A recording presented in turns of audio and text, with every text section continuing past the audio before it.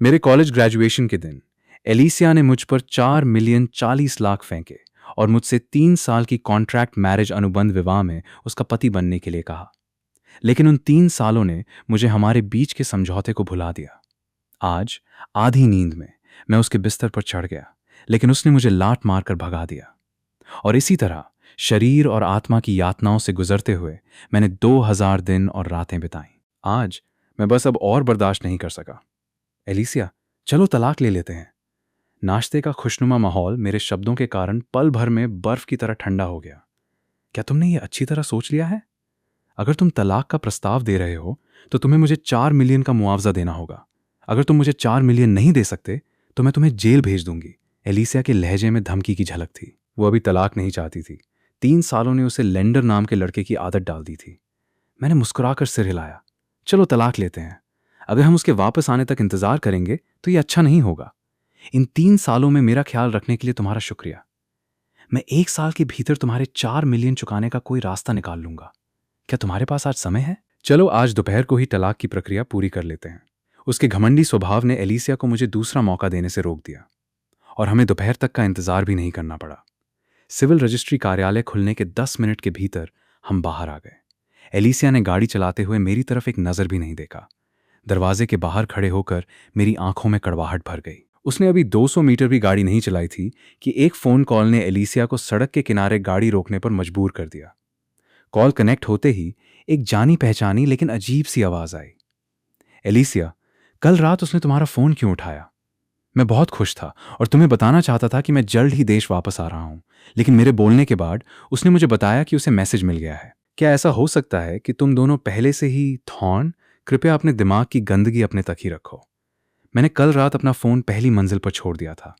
क्या और कुछ है? मैं बहुत व्यस्त हूं। फोन के दूसरी तरफ किसी और औरत की आवाज सुनकर एलिसिया ने जल्दी से फोन काट दिया। उसे अचानक ऐसा लगा जैसे किसी ने उसका सिर दरवाजे में कुचल दिया हो, जो उसने कभी ऐसे व्यभिचारी आदमी को पसंद किया था। तलाक और थॉर्न से घिन आने के बीच एलिसिया का काम पर जाने का मूड पूरी तरह खराब हो गया। वाइस प्रेसिडेंट, जो बिना किसी कारण के कभी काम से छुट्टी नहीं लेती थी, आज चमत्कारी रूप से काम से गायब हो गई। पारिवारिक एस्टेट हवेली वापस लौटकर एलिसिया ने सीधे बेडरूम का दरवाजा खोला। विवियन, जो अभी तक बिस्तर से नहीं उठी थी, ने अपनी प्यारी बेटी को देखने के लिए सिर झुकाया, लेकिन अचानक उसे गले लगा लिया गया। माँ, लेंडर और मेरा तलाक हो गया है। एस्टेट में 11 बजे एलिसिया को मजबूरन सोफे पर बैठकर अपने माता पिता की पूछताछ का सामना करना पड़ा। सिलास एक ऐसा आदमी था जो अपने बच्चे को बहुत लाड़ प्यार करता था, लेकिन आज उसने अपनी बेटी का बचाव नहीं किया और अपनी प्यारी बच्ची को डांट खाने दिया। एलिसिया, तुम सच में नहीं जानती कि तुम्हारे लिए क्या अच्छा है। मैं इस बारे में बात भी नहीं करूंगी कि तुमने हमेशा लेंडर को कैसे परेशान किया है, लेकिन तुम उससे तलाक कैसे ले सकती हो? पिछले कुछ सालों में तुम्हारा करियर बहुत अच्छा चल रहा है, लेकिन तुम्हें क्या लगता है कि पर्दे के पीछे तुम्हारी मदद कौन कर रहा था? उन काम के प्रोजेक्ट्स में से कौन सा ऐसा था जो लेंडर ने तुम्हारे लिए आधी रात को नहीं किया? घर पर तुम्हारे खाने, पीने और रोजमर्रा की जरूरतों का ख्याल रखने ने लेंडर की सारी प्रतिभा को पूरी तरह से बर्बाद कर दिया है। वो हर दिन तुम्हारा नाश्ता और रात का खाना बनाता है, नहाने का पानी तैयार करता है और लेंडर तुम्हारे अंडरवियर भी धोता है। और मुझे आश्चर्य है कि पिछली बार किसने मुझसे कहा था कि घर पर एक आदमी का होना कितना अच्छा लगता है। अब तुम मुझे बता रही हो कि तुम्हारा तलाक हो गया है। लेंडर के 8 जन्मों की बुरी किस्मत रही होगी जो उसे तुम्हारे जैसी चीज से पाला पड़ा। डांट खाने के बाद एलिसिया अपना मुंह छिपा नहीं सकी। उसने सीना तानकर जवाब दिया, क्या मैं आपकी बेटी हूं या लेंडर है? मैं आपको बता दूं, लेंडर वो है जिसने तलाक मांगा, आपकी बेटी वो है जिसे डंप किया गया है। यह सुनकर सिलास ने तुरंत अपना आपा खो दिया। चिल्लाते हुए उसने अपना फोन निकाला, उस लड़के से पूछताछ करने के लिए तैयार। उसकी बेटी उस छोटे से बदमाश के लिए काफी अच्छी कैसे नहीं हो सकती? दुर्भाग्य से कॉल कनेक्ट होने से पहले विवियन ने गुस्से में चिल्लाकर उसे रुकने के लिए कहा, तुम्हारे पास लेंडर को कॉल करके सवाल करने की हिम्मत है? क्या तुम्हें डर नहीं है कि लेंडर तुम्हें बताएगा कि एलिसिया के दिल में कोई और आदमी है? क्या वो थॉर्न परिवार के उस छोटे बदमाश के वापस आने का इंतजार नहीं कर रही है? क्या तुम्हें लगता है कि मुझे नहीं पता, या तुम्हें लगता है कि लेंडर को नहीं पता? एलिसिया, मैं तुम्हें बता दूं, अगर तुमने उस थॉर्न बदमाश के साथ जुड़ने की हिम्मत की तो मैं तुम्हारे पास मौजूद सभी शेयर वापस ले लूंगी। फिर हम देखेंगे कि क्या वो थॉर्न बदमाश तुम्हें लात मारता है या नहीं। शेयर मेरे पिताजी के हैं। मेरे पिताजी से पूछो कि क्या वो उन्हें आपको देने की हिम्मत करते हैं। सिलास, क्या तुम लड़ना चाहते हो? चलो कुछ मिलिट्री मार्शल आर्ट्स का अभ्यास करते हैं। विवियन ने सिलास को घूरा। इस बार वो दृढ़ता से अपनी पत्नी के पक्ष में खड़ा रहा, एलिसिया को भौहें सिकोड़ते हुए देखा और धीरे से कहा, मैं तुम्हारी मां से सहमत हूं। मैं तुम्हें थॉर्न के साथ रहने की अनुमति नहीं दूंगा। एलिसिया ने अपना सिर उठाया, गुस्से भरी आंखों से अपने माता पिता को घूरा और अपने दांत पीसते हुए कहा, अभी ये लेंडर है जो आपकी बेटी को नहीं चाहता, मैं नहीं जो लेंडर को नहीं चाहती। थॉर्न ने कल रात मुझे ये कहने के लिए कॉल किया था कि वो देश वापस आ रहा है और वापस आते ही मुझसे शादी करना चाहता है। लेंडर ने फोन उठाया था। आज सुबह उसने तलाक मांगा। आप दोनों के मुझे लेक्चर देने का क्या मतलब है? अगर लेंडर इतना ही महान है तो जाओ लेंडर को ढूंढो। एलिसिया के विद्रोह का सामना करते हुए विवियन ने स्पष्ट रूप से इसे गंभीरता से नहीं लिया। उसने अपनी बेटी को एक मजाकिया नजर से देखा। क्या तुम्हें लगता है कि तुम्हारी मां के रूप में मैं तुम्हारी छोटी चालों को नहीं समझ सकती? थॉर्न वापस आ रहा है ना? कल से मैं तुम्हारा घर आधी कीमत पर बेच दूंगी। चूंकि तुम्हारा तलाक हो गया है, वापस घर आकर रहो। अगर तुमने रात के 9 बजे के बाद वापस आने की हिम्मत की तो मैं तुम्हारी टांगे तोड़ दूंगी। अब से तुम जिसे चाहो डेट कर सकती हो, सिवाय थॉर्न के। मैं आज नियम तय कर रही हूं और तुम आज कहीं नहीं जा रही हो। मैं अभी लेंडर को ढूंढने जा रही हूं और उससे पूछूंगी कि आखिर उसे तलाक क्यों चाहिए था। एलिसिया, बेहतर होगा कि तुम उम्मीद करो कि लेंडर मुझे सच न बताए। यह कहकर विवियन खड़ी हो गई और उसने सिलास को धमकी भरी नजर से देखा। अगर उसने एलिसिया को घर से बाहर जाने देने की हिम्मत की तो वो आगे के किसी भी अच्छे दिन को भूल सकता है। मिलिट्री बैकग्राउंड से आने के कारण विवियन ने कभी घुमा फिराकर बात नहीं की, न ही वो एलिसिया को प्यार से समझाने की कोशिश करेगी। वो सिलास का काम था। अगर वो सख्त नहीं होती तो इस परिवार में कोई भी इस लड़की को नियंत्रित नहीं कर पाता। विवियन वापस अपने कमरे में गई, एक प्रॉपर्टी डीड निकाली और एलिसिया को घूरा। अगर तुम नहीं चाहती कि मैं तुम्हारे दूसरे चाचा से कहकर तुम्हें गिरफ्तार करने के लिए फौज भेज दूं, तो बेहतर होगा कि तुम चुपचाप घर पर रहो। मैं आज घर बेचने जा रही हूं और फिर मैं लेंडर को ढूंढने जा रही हूं। जो चाहो करो, मुझे जरूर कूड़ेदान से उठाया गया होगा। जाओ अपने प्यारे बेटे लेंडर को ढूंढो। विवियन ने एलिसिया को नजरअंदाज किया, सामने का दरवाजा खोला और अकड़ते हुए बाहर निकल गई। इस बीच मुझे नहीं पता था कि कहां जाना है। मैं सड़कों पर भटक रहा था। अचानक मेरे हाथ में पुराना फोन बज उठा। स्क्रीन पर सास मदर इन लॉ शब्द देखकर मेरे माथे से तुरंत पसीना टपकने लगा। मैंने कांपते हुए फोन उठाया। हेलो, आप कैसी हैं? क्या तुम ठीक हो? मां, मेरी गलती थी। अच्छे बच्चे। दोपहर हो गई है, तुमने अभी तक खाना नहीं खाया होगा, है ना?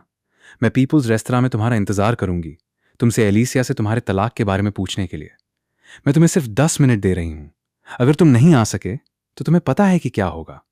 मुझे पता है अगर मैं नहीं आ सका तो आप मुझे गिरफ्तार करने के लिए सेना भेज देंगी। 10 मिनट, मैं पक्का वहां पहुंच जाऊंगा। गर्मियों की दोपहर का मौसम झुलसा देने वाला था।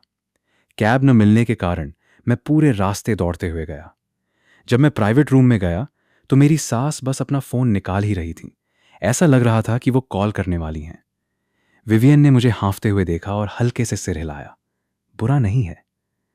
तलाक के बाद भी तुम अभी भी मुझे अपनी सास को गंभीरता से लेते हो। मुझे बताओ, तुमने एलिसिया से तलाक क्यों लिया? मुझे जवाब देने से पहले ध्यान से सोचना, नहीं तो मैं सच में तुम्हें खत्म कर दूंगी। ये देखकर मैं केवल झूठ ही बोल सकता था। मुझे उस मामले में एक समस्या है। मेरे बच्चे नहीं हो सकते। चलो अस्पताल चलते हैं। मैं अभी एलिसिया को बुलाती हूं और उसे हमारे साथ आने के लिए कहती हूं। मैं अपनी सास के सामने पूरी तरह असहाय था। मैं निश्चित रूप से अस्पताल नहीं जा सकता था। अगर उन्हें पता चल गया कि मैं झूठ बोल रहा हूं तो मैं सच में मारा जाऊंगा। मैंने आह भरी, कुर्सी पर बैठ गया और धीरे से कहा, एलिसिया और मेरी शादी सिर्फ एक सौदा थी। जब मैं परेशानी में था तो मेरी मां को सर्जरी की फीस के लिए 4 लाख की जरूरत थी। मेरे पास एलिसिया से मुझे बचाने की भीख मांगने के अलावा कोई और चारा नहीं था। हमारी शादी इसलिए हुई क्योंकि उसके पास मेरे खिलाफ एक कमजोरी थी और मैंने आप दोनों से निपटने में उसकी मदद की। अब जबकि कॉन्ट्रैक्ट का समय पूरा हो गया है, मैं एलिसिया को और नहीं रोक सकता। मेरे पास कोई विकल्प नहीं था। अपनी सास के सामने होशियारी दिखाना केवल एक बदतर मौत की ओर ले जाएगा। मैं केवल ईमानदारी से कबूल कर सकता था। हालांकि कबूल करते समय मैंने सारी जिम्मेदारी अपने ऊपर ले ली। लेकिन मेरी सास का ध्यान हमारी कॉन्ट्रैक्ट मैरिज पर नहीं लगा। इसके बजाय उसने भौहें सिकोड़ी और सवाल किया, क्या मैं बहुत बूढ़ी हूं? नहीं नहीं नहीं, आप बिल्कुल भी बूढ़ी नहीं हैं। तुमने एक शब्द छोड़ दिया। मां, आप बिल्कुल भी बूढ़ी नहीं हैं। हे, जब हम बाहर जाते हैं तो लोग हमेशा कहते हैं कि आप और एलिसिया बहनें लगती हैं। Vivian, Vivian. अपना नाम कुछ बार दोहराने के बाद वो संतुष्ट लग रही थीं। फिर वो बोली, कॉन्ट्रैक्ट मैरिज हो या न हो, मैं बस ये मान सकती हूं कि तुम दोनों पिछले 3 सालों से डेट कर रहे थे। एलिसिया में बहुत सी कमियां हैं। वो अविश्वसनीय रूप से गंदी है, लेकिन लगातार एक जर्मोफोब होने का दावा करती है। उसमें बुनियादी जीवन कौशल शून्य है। एक अच्छी शिक्षा और अच्छी शक्ल के अलावा उसमें कोई और अच्छी खूबी नहीं है। क्या तुम मुझे बता रहे हो कि तुम एलिसिया को थोड़ा सा भी पसंद नहीं करते? कुछ सालों के बाद अगर तुम्हारे पास एक कुत्ता भी होता तो तुम्हें उससे भी लगाव हो जाता, है ना? मैं ये नहीं कह रही कि तुम कुत्ते हो, मैं एलिसिया के बारे में बात कर रही हूं। मेरी खूंखार सांस ने मेरे माथे का पसीना रुकने ही नहीं दिया। मैंने अपने सिर से पसीना पोंछा और फुसफुसाया, आप मेरी पृष्ठभूमि भी जानती हैं। अगर ये इस तथ्य के लिए नहीं होता कि उसके पास मेरे खिलाफ एक कमजोरी थी, तो एलिसिया जैसी लड़की इस जीवन काल में मुझसे कभी बात नहीं करती। क्या इन चीजों के लिए सामाजिक स्तर के मेल की आवश्यकता नहीं होती? अगर मैं एलिसिया को पसंद भी करता तो भी यह बेकार होता। वो जिसे पसंद करती है वो कोई और है। आपने थॉर्न परिवार के उस बदमाश का जिक्र किया। क्या थॉर्न एलिसिया के हाथों में विजनरी ग्रुप के शेयरों पर नजर नहीं गड़ाए हुए है? एलिसिया जैसी बेवकूफी सोचेगी कि उसका प्यारा थॉर्न वास्तव में उसे पसंद करता है। तुम मुझे बताओ, अगर तुम तलाक लेने वाले थे तो तुमने माय को क्यों नहीं बताया? अब हम क्या करें? थॉर्न वापस आ रहा है और वो बेवकूफ एलिसिया एक पतंगे की तरह उसके पास जाने वाली है। क्या ऐसा हो सकता है कि सिलास की जीवन भर की कमाई थॉर्न परिवार को सौंप दी जाएगी? मुझे सच में एक लड़के को जन्म देने का पछतावा है। मैं सच में इसका जवाब देने की हिम्मत नहीं कर पाया। सिर हिलाना गलत था और ना मैं सिर हिलाना भी गलत था। सौभाग्य से विवियन ने मेरे लिए चीजों को बहुत मुश्किल नहीं बनाया। उसने अपने बैग से 1 लाख नकद निकाले और मेरी ओर फेंक दिए। अगर तुम्हारा तलाक हो गया है तो हो गया है। मैं विवियन कोई जिद्दी पुराने ख्यालों वाली इंसान नहीं हूं। तुमने मुझे 3 साल तक माय कहा है। भले ही तुम अब मेरे दामाद नहीं हो, फिर भी तुम मेरे लिए आधे बेटे के बराबर हो। एलिसिया बहुत छोटी सोच वाली है। अगर तुम्हारे पास केवल 10,000 ही होते तो इसका मतलब होता कि मैंने विवियन ने अपनी जिंदगी बेकार में जी है। अभी के लिए इस पैसे को इस्तेमाल करो। इस शहर को छोड़ने के बारे में सोचना भी मत। अगर भविष्य में सिलास और मुझे कुछ हो जाता है तो हमें तुम्हारी मदद की जरूरत पड़ेगी। अगर तुमने मना करने की हिम्मत की तो मैं सेना के लोगों से तुम्हें खत्म करवा दूंगी। मैं मना नहीं करूंगा, मैं मना नहीं करूंगा। लोगों का पैसा लेना इंसान को आज्ञाकारी बना देता है, खासकर तब जब वो कोई छोटी रकम न हो। लेकिन मैंने सच में इसे न लेने की हिम्मत नहीं की। मैंने अपनी सांस की भयंकरता का अनुभव 1 या 2 दिन से ज्यादा समय तक किया था। जब हम खा रहे थे, विवियन अचानक बोली, एलिसिया, क्या वो विजनरी में सम्मान प्राप्त कर सकती है? चावल का एक बड़ा निवाला लेते हुए मैंने सिर हिलाया। चाहे वो मुझे कैसे भी देखे, विवियन को मैं, उसका पूर्व दामाद, आंखों को भाने वाला लगा। मैं सुंदर था, एलिसिया के लिए एक आदर्श मैच, और बहुत प्रतिभाशाली था। उसने अपनी आंखें सिकोड़कर मेरी ओर देखा और मुस्कुराई। क्या तुम हमारे साथ आकर खाना चाहते हो? अगर तुम विजनरी ग्रुप में वापस लौटना चाहते हो तो मैं सिलास से कहकर तुम्हें प्लानिंग डिपार्टमेंट के प्रमुख का पद दिला सकती हूं।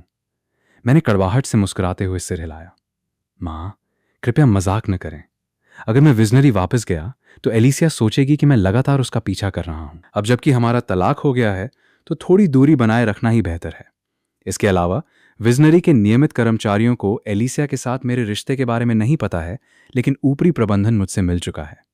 इसके अलावा वो दूसरा आदमी वापस आ रहा है। चाहे कुछ भी हो, मैं अभी भी एलिसिया का पूर्व पति हूं। अपनी पूर्व पत्नी को किसी और आदमी के साथ घूमते हुए देखना निश्चित रूप से मुझे असहज महसूस कराएगा। तो क्या आप कृपया मेरी इस छोटी सी जिंदगी को बख्श सकती हैं?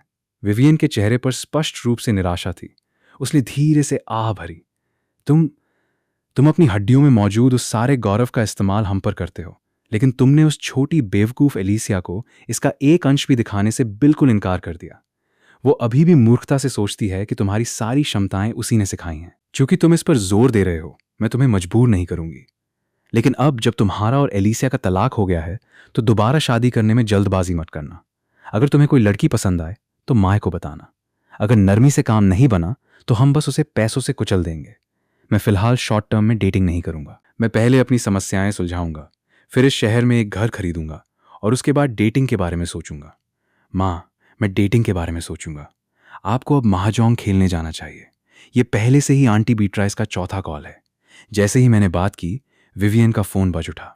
विवियन ने फोन उठाया और कोसना शुरू कर दिया।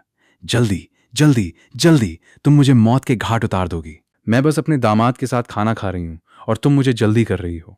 बस इंतजार करो, मैं तुम्हारे सारे पैसे जीतने वाली हूं। क्या लेंडर तुम्हारे साथ है?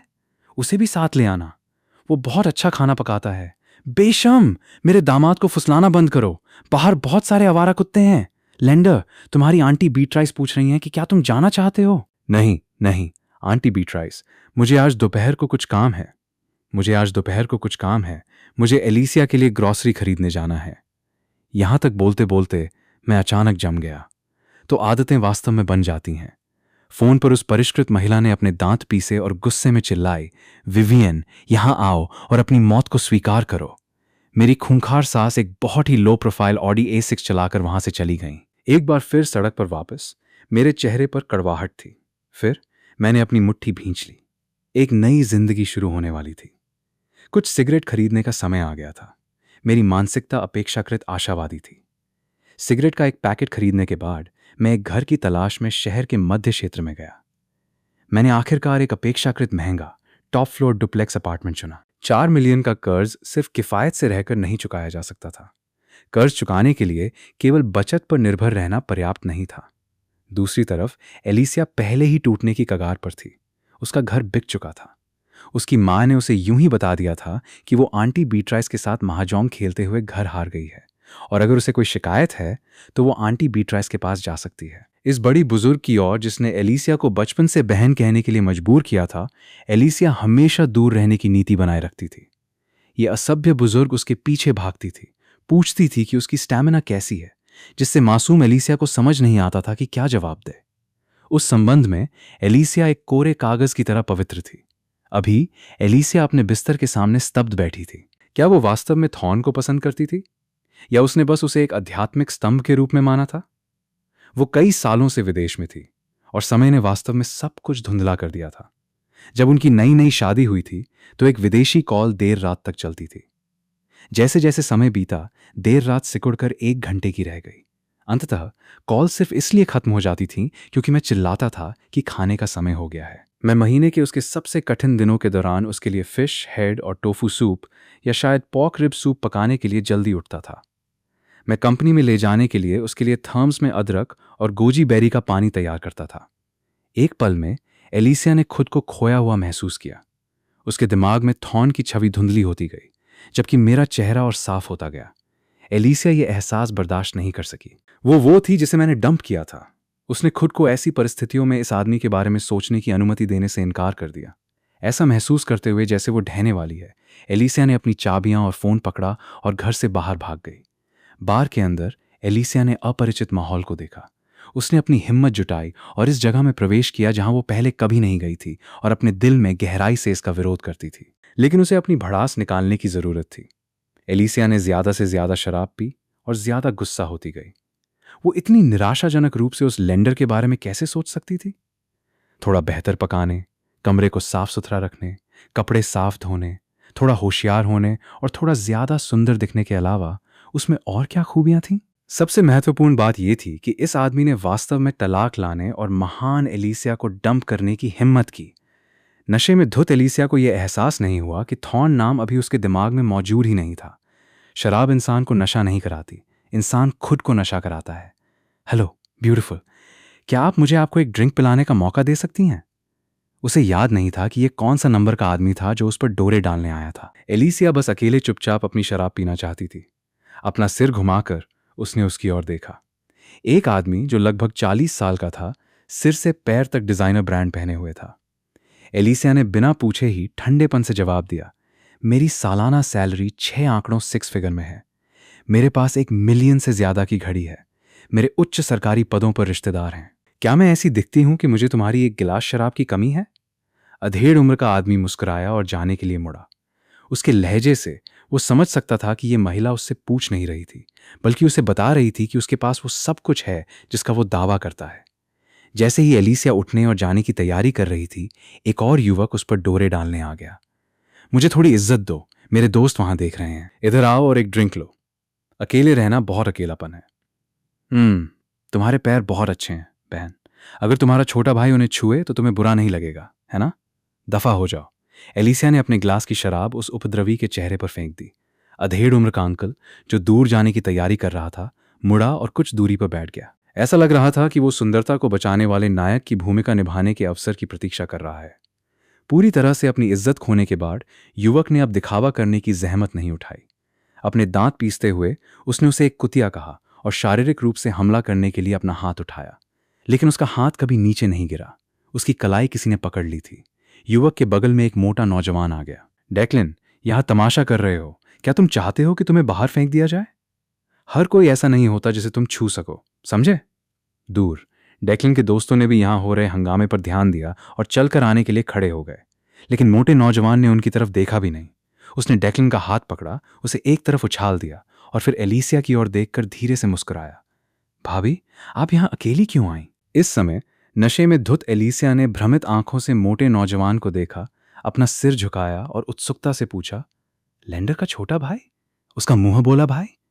मेरा उपनाम सरनेमसन है, बस मुझे बार्न भी बुलाएं। ये बार मेरे चाचा की बहन और किसी और ने खोला है। मैं अक्सर यहां आता हूं। भाभी, क्या आप ड्राइव करके यहां आई? इतनी रात को यह सुरक्षित नहीं है। अगर ये कमीने गंदा खेल खेलने की कोशिश करते तो बुरा होता। मैंने अभी भाई लेंडर को फोन किया है, उन्हें जल्दी ही पहुंच जाना चाहिए। लेंडर आ रहा था। एलिसिया को नहीं पता था कि उसे घबराहट क्यों महसूस हुई। कांपते हुए वो बार से निकलने ही वाली थी। ऐसा क्यों था कि जितना अधिक वो इस आदमी को नहीं देखना चाहती थी, उतना ही वो उसके साथ उलझने से बच नहीं पा रही थी। एलिसिया के जाने की कोशिश के साथ डेक्लिन के लोग निश्चित रूप से सहमत नहीं होंगे। उन्हें स्पष्टीकरण देने के लिए शोर मचा रहे थे। बार्नबी ने भौहें सिकोड़ी, एक कुर्सी पकड़ी, उपद्रवियों की ओर इशारा किया और गुस्से में कोसा, इतने बेशर्म मत बनो। क्या तुम्हें सच में लगता है कि मैं तुम लोगों को छूने की हिम्मत नहीं करूंगा? जैज, ऊपर जाओ और उन्हें खेलना बंद करने के लिए कहो। कोई यहां परेशानी खड़ी करने की कोशिश कर रहा है। मेरी भाभी का समर्थन करने के लिए वहां लोग हैं। तुम लोग परेशानी खड़ी करने के बारे में सोचना भी मत। बार में खेलने के लिए पैसे इकट्ठा करने वाले लूजरों का झुंड इसका भुगतान करने का जोखिम नहीं उठा सकता। भीड़ जानती थी कि वे एक मुसीबत में फंस गए हैं और उनके दिलों में थोड़ा सा डर बैठ गया। वे अपमानित होकर खिसक गए। अधेड़ उम्र का अंकल जो दूर था, नायक की भूमिका निभाने का कोई अवसर न देखकर कुछ निराश महसूस कर रहा था, लेकिन उसने जाने में जल्दबाजी नहीं की। वो देखना चाहता था कि इस लिली का आदमी कौन है। जैसे ही एलिसिया लड़खड़ाई और बार से बाहर निकलने ही वाली थी, वो सीधे किसी ऐसे व्यक्ति से टकरा गई जो अंदर आने की कोशिश कर रहा था। एक प्रिंसेस कैरी राजकुमारी की तरह गोद में उठाना के साथ एलिसिया को किसी की बाहों में समेट लिया गया। बार्नबी मजाक में मुस्कुराया, मुड़ा और बार से चला गया। देखने वाले भी समझ गए कि महिला का आदमी आ गया था। तुम शराब पीने के बाद ड्राइव करके आई? अगर बार्नबी ने तुम पर ध्यान नहीं दिया होता तो क्या तुम बस ड्राइव करके वापस जाने वाली थी? और ऐसी जगह पर आना? अगर बार्नबी आज यहां नहीं होता तो क्या तुमने सोचा कि तुम्हारे साथ क्या होता? तुम्हारे लिए अपना चेहरा छिपाना बेकार है। मेरी बाहों में एक प्रिंसेस होल्ड में उठाई गई। एलिसिया ने अपने दोनों हाथों से अपना चेहरा ढक लिया। वो नहीं चाहती थी कि मैं देखूं कि वो कैसी दिख रही थी। मैंने उससे और कुछ कहने की जहमत नहीं उठाई, मुड़कर बार से बाहर निकल गया। हालांकि जैसे ही हमने दरवाजे से बाहर कदम रखा, हवा एलिसिया से टकराई और उसने मुझ पर उल्टी कर दी। उस पल में मैं टूटने की कगार पर था। अपने दांत पीसते हुए मैंने गुस्से में कहा, मुझे सच में तुम्हें अभी माँ के पास ले जाना चाहिए, उन्हें यह बताने के लिए कि जैसे ही हमारा तलाक हुआ तुम शराब पीने के लिए बार में आ गईं। मुझे कार की चाबियां दो। एलिसिया ने मुझे मदहोशी से देखा, संघर्ष करते हुए चिल्लाई, वो मेरी माँ है, तुम्हारी माँ नहीं। तुम मुझे वापस मेरी माँ के घर ले चलो। मेरे पास अपने घर की चाबियां नहीं हैं। एलिसिया, क्या तुम्हारा बिल्कुल भी घर जाने का प्लान नहीं था? मुझे सच में गुस्सा आने लगा था। एलिसिया मेरी बाहों में ऐसे छिप गई जैसे कोई बच्चा जिसने कोई गलती की हो। कुछ ही देर बाद मैंने सिसकने की आवाज सुनी। लेंडर, मेरे पास अब घर नहीं है। मेरी माँ ने मेरा घर बेच दिया। कोई विकल्प न बचने पर मैं उसे केवल उस अपार्टमेंट में वापस ले जा सकता था जिसे मैंने अभी किराए पर लिया था। उसे ऊपर ले जाते हुए पूरी रात सोफे पर सोने के बाद मैं उठा तो मेरा पूरा शरीर दर्द कर रहा था। मुझे और भी ज्यादा दुख इस बात का था कि जिस बिस्तर का मैंने अभी तक इस्तेमाल भी नहीं किया था, उस पर किसी और ने कब्जा कर लिया था। मैं अपने फोन की आवाज से जागा। इससे पहले कि पूरी तरह से रोशनी हो पाती, एलिसिया का फोन लगातार बज रहा था।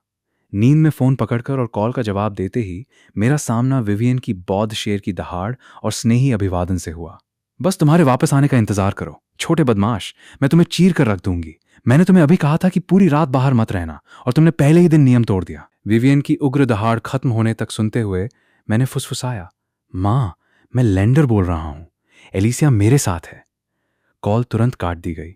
मैं अपने हाथ में फोन को खाली नजर से देखता रहा। फिर एक टेक्स्ट मैसेज आया, बूढ़ा सिलास और मैं यात्रा पर गए हैं। एलिसिया को अपने साथ रहने दो, मुझे तसल्ली है। अगर उसने मुझे फोन करने की हिम्मत की तो उसे मेरी मिलिट्री मार्शल आर्ट्स का स्वाद चखना पड़ेगा। मैं खाली नजर से फोन को घूरता रहा। मेरी सास एलिसिया को लेकर बिल्कुल भी चिंतित नहीं थी। वैसे भी चिंता करने की कोई बात नहीं लगती थी, ये देखते हुए कि हम 3 साल तक साथ रहे थे। जब मैं भ्रमित महसूस कर रहा था, एलिसिया चुपचाप मेरे पीछे आ गई। मेरा फोन चेक कर रहे हो? जब हमारा तलाक नहीं हुआ था तब मैंने तुम्हें मेरा फोन चेक करते हुए नहीं देखा। जब मैं थॉर्न से फोन पर बात कर रही थी तब तुमने भी नहीं पूछा। तलाक के बाद तुम मेरा फोन चेक करना क्यों शुरू कर रहे हो? क्या तुम चाहते हो कि मैं तुम्हारी मदद करूं? मैंने अपना सिर घुमाकर एलिसिया को देखा, जिसका चेहरा धुला हुआ भी नहीं था। अपनी आंखें बंद करके मैंने एक गहरी सांस ली। एलिसिया, अगर तुमने कभी दोबारा शराब पीने की हिम्मत की तो मैं पक्का माँ को बता दूंगा। मुझे भूख लगी है। एलिसिया ने जानबूझकर शराब पीने के विषय को टाल दिया। उसने अपना फोन पकड़ा और ठीक मेरे सामने अपनी ब्लैकलिस्ट खोली। थॉर्न का नंबर प्रमुखता से अंदर दिखाई दे रहा था। फिर उसने फोन को सोफे पर फेंक दिया, खड़ी हुई और नहाने धोने के लिए बाथरूम की ओर चली गई। एलिसिया की पीठ को देखते हुए मुझे बहुत अजीब लगा। हमारा तलाक हुए 1 दिन से भी कम समय हुआ था और अब हम फिर से साथ रह रहे थे। बाथरूम से आ रही गुनगुनाने की आवाज सुनते हुए मैं खड़ा हुआ और रसोई की ओर चल दिया। खाना बनाते हुए मैं बैठा और अपना नाश्ता किया और अपनी सास का संदेश उसे सुनाया। माँ और सिलास यात्रा पर गए हैं। उन्होंने कहा कि वे घर की चाबियां अपने साथ ले गए हैं। माँ ने तुम्हें मेरे साथ रहने के लिए कहा है। मुझे कोई आपत्ति नहीं है। ऐसा नहीं है कि हम पहले साथ नहीं रहे हैं। लेंडर, जल्दी करो, मुझे आज काम पर जाना है। ये बेशर्म बातें सुनकर मैं लगभग एक पैन पकड़कर बाथरूम में एलिसिया से मौत की लड़ाई लड़ने जाने वाला था। ये कैसी स्थिति थी? हमारा तलाक हो गया, कॉन्ट्रैक्ट टूट गया, मुझ पर 4 मिलियन के कर्ज का बोझ आ गया और फिर हम फिर से साथ रह रहे थे। मेरी अंदर की आवाज ने मुझे विरोध करने के लिए कहा। मैंने एक गहरी सांस ली। तुम जल्दी से नहा धो लो, मुझे भी नहाकर बाहर जाना है। मुझे आज एक नई नौकरी के लिए इंटरव्यू देना है। जैसे ही मैंने ये कहा, एलिसिया ने अपना आधा सिर बाथरूम से बाहर निकाला, भ्रम में पूछती हुई, लेंडर, जब तुम कल रात वापस आए तो तुमने मेरे कपड़े भी साफ धो दिए। तुम काम पर क्यों नहीं जाते और इसके बजाय मेरी नैनी बन जाओ? नहीं, अपनी पूर्व पत्नी को उसके पुराने प्रेमी के साथ उलझते हुए देखना। भले ही हमारी शादी सिर्फ एक अनुबंध थी, मुझे एक आदमी के रूप में कुछ गरिमा की आवश्यकता थी, है ना? पुराना प्रेमी? क्या तुम थॉर्न के बारे में बात कर रहे हो? लेंडर, तुम जल रहे हो, है ना? लेंडर, क्या तुम मुझे पसंद करते हो? मैं कुछ नहीं बोला। एलिसिया सवाल दबाती रही। असहाय महसूस करते हुए मैंने अपना नाश्ता उठाया और रसोई से निकल गया। लेंडर, जब तक तुम कहोगे कि तुम जल रहे हो, मैं थॉर्न को नहीं चुनूंगी। मैं जल रहा हूं, लेकिन अभी तुम्हें नाश्ता करने की जरूरत है, समझी? और मेरे लिए एक और बहुत ही दुर्भाग्यपूर्ण बात यह है कि मुझे फिर से तुम्हारी दिनचर्या का ध्यान रखना शुरू करना होगा। ये तुम्हारे लिए सम्मान की बात है। लेंडर, तुम्हें नहीं पता, कल रात बार में बहुत से लोगों ने मुझ पर डोरे डाले थे। खाओ। हम दोनों एक बहुत महत्वपूर्ण चीज पर ध्यान देने में विफल रहे। तलाक के बाद हमारी बातचीत का तरीका बदल गया था। मैं अब एलिसिया के अधीन और सम्मानित नहीं था और एलिसिया अब मेरे साथ नैनी की तरह व्यवहार नहीं करती थी। वो बार की घटना के बारे में मेरे सवाल करने से डरती थी, फिर भी वो नहीं चाहती थी कि मैं ऐसा करूं। साथ ही ये सुनकर कि मैं जल रहा था, उसने बहुत अच्छे मूड में महसूस किया, अपनी उदासी दूर कर दी और उसे यहां रहने से कोई गुरेज नहीं था। मेरा अंदरूनी रूप हालांकि विलाप कर रहा था। मेरी हालत एक मरे हुए आदमी से भी बदतर थी, लेकिन 4 मिलियन अभी भी चुकाने थे। खाते समय मुझे एपेक्स कॉर्पोरेशन से एक उत्तर मिला, जिसमें कहा गया था कि अगर मेरे पास समय हो तो मैं आज फेस टू फेस इंटरव्यू के लिए कंपनी में आ सकता हूं। बाद में मैं एपेक्स कॉर्पोरेशन मुख्यालय की ओर लड़खड़ाते हुए गया। जैसे ही मैं इस नई चुनौती को गले लगाने के लिए एक लंबा कदम आगे बढ़ा रहा था, एक चमकदार लाल फोर्ड रैप्टर तेजी से गुजरी, मेरे नाक के सिरे को छूती हुई। मेरे अंदर जो भी आत्मविश्वास था वो पल भर में गायब हो गया। डर के मारे मेरी जान निकल गई। जब तक मेरे होश ठिकाने आए, रैप्टर पहले ही दूर खड़ी हो चुकी थी। एक महिला कार से बाहर निकली। उसने एक काली तंग स्कर्ट और लगभग 7 या 8 सेंटीमीटर ऊंची हील्स पहन रखी थी। महिला का फिगर अविश्वसनीय रूप से हॉट था और उसने बोल्ड कपड़े पहने थे, लेकिन मेरी आंखों में ये लड़की एक हत्यारी थी जिसने मुझे लगभग मार ही डाला था। इससे पहले कि मैं जाकर उससे बहस कर पाता, वो हॉट फिगर वाली महिला दौड़ते हुए गई और एपेक्स कॉर्पोरेशन के दरवाजों के अंदर गायब हो गई। मैंने अपनी ठुड्डी रगड़ते हुए खुद से बुदबुदाया, वो लड़की अच्छी इंसान नहीं लगती। एपेक्स कॉर्पोरेशन मानव संसाधन एचआर इंटरव्यू कार्यालय के अंदर मैं 3 इंटरव्यूअर्स, 2 पुरुष और 1 महिला का सामना करते हुए कुर्सी पर बैठा था। यह एहसास मुझे पुलिस स्टेशन में पूछताछ किए जाने वाले दृश्यों की याद दिला रहा था। बीच में बैठी महिला इंटरव्यूअर ने पहले बात की। कृपया पहले अपना परिचय दें। मेरा उपनाम सरनेम क्लेयर है। मैं एचआर मैनेजर हूं। मैं आपको बेहतर ढंग से समझने के लिए आपसे सवाल पूछूंगी। ये दोनों आपके उत्तरों और अनुभव का मूल्यांकन करेंगे ताकि अंतिम निर्णय लिया जा सके कि आप और कंपनी सहयोग तक पहुंच सकते हैं या नहीं। एपेक्स कॉर्पोरेशन में सभी कर्मचारी और कंपनी पूरी तरह से एक सहयोगात्मक संबंध में है। कोई रोजगार गुलामी जैसा नहीं है। इसके अलावा अन्य समूहों की तुलना में एपेक्स थोड़ा अधिक मानवीय है। अब मुझे पहले आपको कंपनी के सिस्टम से परिचित कराने दें और आप विचार कर सकते हैं कि इंटरव्यू के साथ आगे बढ़ना है या नहीं। मैनेजर क्लेयर के हाव भाव बहुत सौम्य थे और उनके शब्दों में कोई अहंकार नहीं था। इसने मुझे बहुत सहज महसूस कराया। कंपनी के सिस्टम को समझने के बाद मैंने कहा कि मैं उन्हें स्वीकार कर सकता हूं। मैनेजर क्लेयर ने अपनी आंखें सिकोड़ी और मुस्कुराई। विजनरी ग्रुप की तुलना में हमारा एपेक्स अपने कर्मचारियों के साथ अधिक मानवता से पेश आता है। काम पर आना किसी दास अनुबंध स्लेव कॉन्ट्रैक्ट पर हस्ताक्षर करने जैसा नहीं है। अब मैं आपसे सवाल पूछने जा रही हूं। जिस तरह आप हमसे संतुष्ट हैं, हमें भी आपसे संतुष्ट होने की आवश्यकता है। पहले कृपया अपना परिचय दें। मैंने एक मुस्कान बिखेरी और धीरे से कहा, लेंडर, 25 वर्ष, तलाकशुदा। मेरे पास विजनरी ग्रुप के प्लानिंग डिपार्टमेंट में काम करने का 3 साल का अनुभव है। मैंने कुछ छोटे प्रोजेक्ट्स की योजना बनाई है और एपेक्स ग्रुप के लिए भी प्लानिंग में भाग लिया है। मेरी शैक्षणिक योग्यता केवल हाई स्कूल है। कॉलेज के पहले वर्ष के दौरान मेरे परिवार में एक दुर्घटना हो गई थी, इसलिए मैंने पढ़ाई छोड़ दी। क्या मैं आपके तलाक का कारण पूछने की स्वतंत्रता ले सकती हूँ? मेरी पूर्व पत्नी की तुलना में पारिवारिक पृष्ठभूमि में बहुत बड़ा अंतर। मैं उसे पीछे नहीं खींचना चाहता था। अगर आपको अभी ग्लैमर वर्ल्ड का मुकाबला करने के लिए कोई योजना बनाने को कहा जाए तो आप किस दृष्टिकोण से शुरुआत करेंगे? मुझे नहीं लगता कि ग्लैमर वर्ल्ड को निशाना बनाने की कोई ज़रूरत है। वे केवल एक ऐसा ब्रांड बन सकते हैं जो लो एंड सस्ते रास्ते पर चलता है। उनके मुख्य ग्राहक ज़्यादातर अधेड़ और बुजुर्ग लोग हैं। Glamour world visionary department store को बचाने का एक तरीके से ज़्यादा कुछ नहीं है। एक ऐसा तरीका जिसे चुनने के अलावा उनके पास संक्रमण ट्रांजिशन के लिए कोई विकल्प नहीं था। एपेक्स डिपार्टमेंट स्टोर मुख्य रूप से पैसे खींचने के लिए ज्वेलरी स्टोर और लग्जरी ब्रांड काउंटरों पर निर्भर करता है। ग्लैमर वर्ल्ड की नकल करने की कोई ज़रूरत नहीं है। परिणाम भी बहुत अच्छे नहीं दिखेंगे। आखिरी सवाल, आपने विजनरी ग्रुप क्यों छोड़ा? क्या यह घर से बहुत दूर था एक वैध कारण है? ठीक है, हम कल शाम तक आपको एक जवाब दे देंगे। हम मिस्टर लेंडर के साथ सहयोग करने की आशा करते हैं। कमरे से बाहर निकलते हुए मैं अभी भी भ्रम की स्थिति में था। जैसे ही मैं दरवाजे से बाहर कदम रखने वाला था, मैंने अचानक पीछे मुड़कर एक सवाल पूछा। वो रैप्टर जो नीचे खड़ी है, क्या वो कंपनी का वाहन है? जैसे ही यह सवाल पूछा गया, तीनों इंटरव्यूअर्स के चेहरे थोड़े अजीब हो गए। मैनेजर क्लेयर खड़ी हुई और अजीब तरह से बोली, मिस्टर लेंडर, आपको चोट तो नहीं लगी है ना? वो कार कंपनी की ही है। ये बस। मैं समझ गया। जब मैं उस कार के मालिक को देखूंगा तो मैं उसके चेहरे पर 2 थप्पड़ जड़ दूंगा। खुरदरा होने के लिए मुझे दोष न दें। उसने 8 सेंटीमीटर की हाई हील्स पहन रखी थी और मुझे लगभग हवा में उड़ा ही दिया था। मैं चला गया। उन तीनों इंटरव्यूअर्स को निराशा में एक दूसरे को घूरते हुए छोड़ दिया, अनिश्चित कि क्या उन्हें उस आखिरी वाक्य को रिकॉर्ड करना चाहिए। यह निश्चित रूप से हाई हील्स में गाड़ी चलाने का उसका पहला मौका नहीं था और कंपनी में हर कोई जानता था कि 9 बजे के आसपास प्लाजा को पार नहीं करना चाहिए। आप बिल्कुल भी ध्यान भटका नहीं सकते थे। आपको पैदल रास्तों पर चलना पड़ता था। मैनेजर क्लेयर ने आह भरी। मुझे उसके बारे में काफी अच्छा लग रहा है।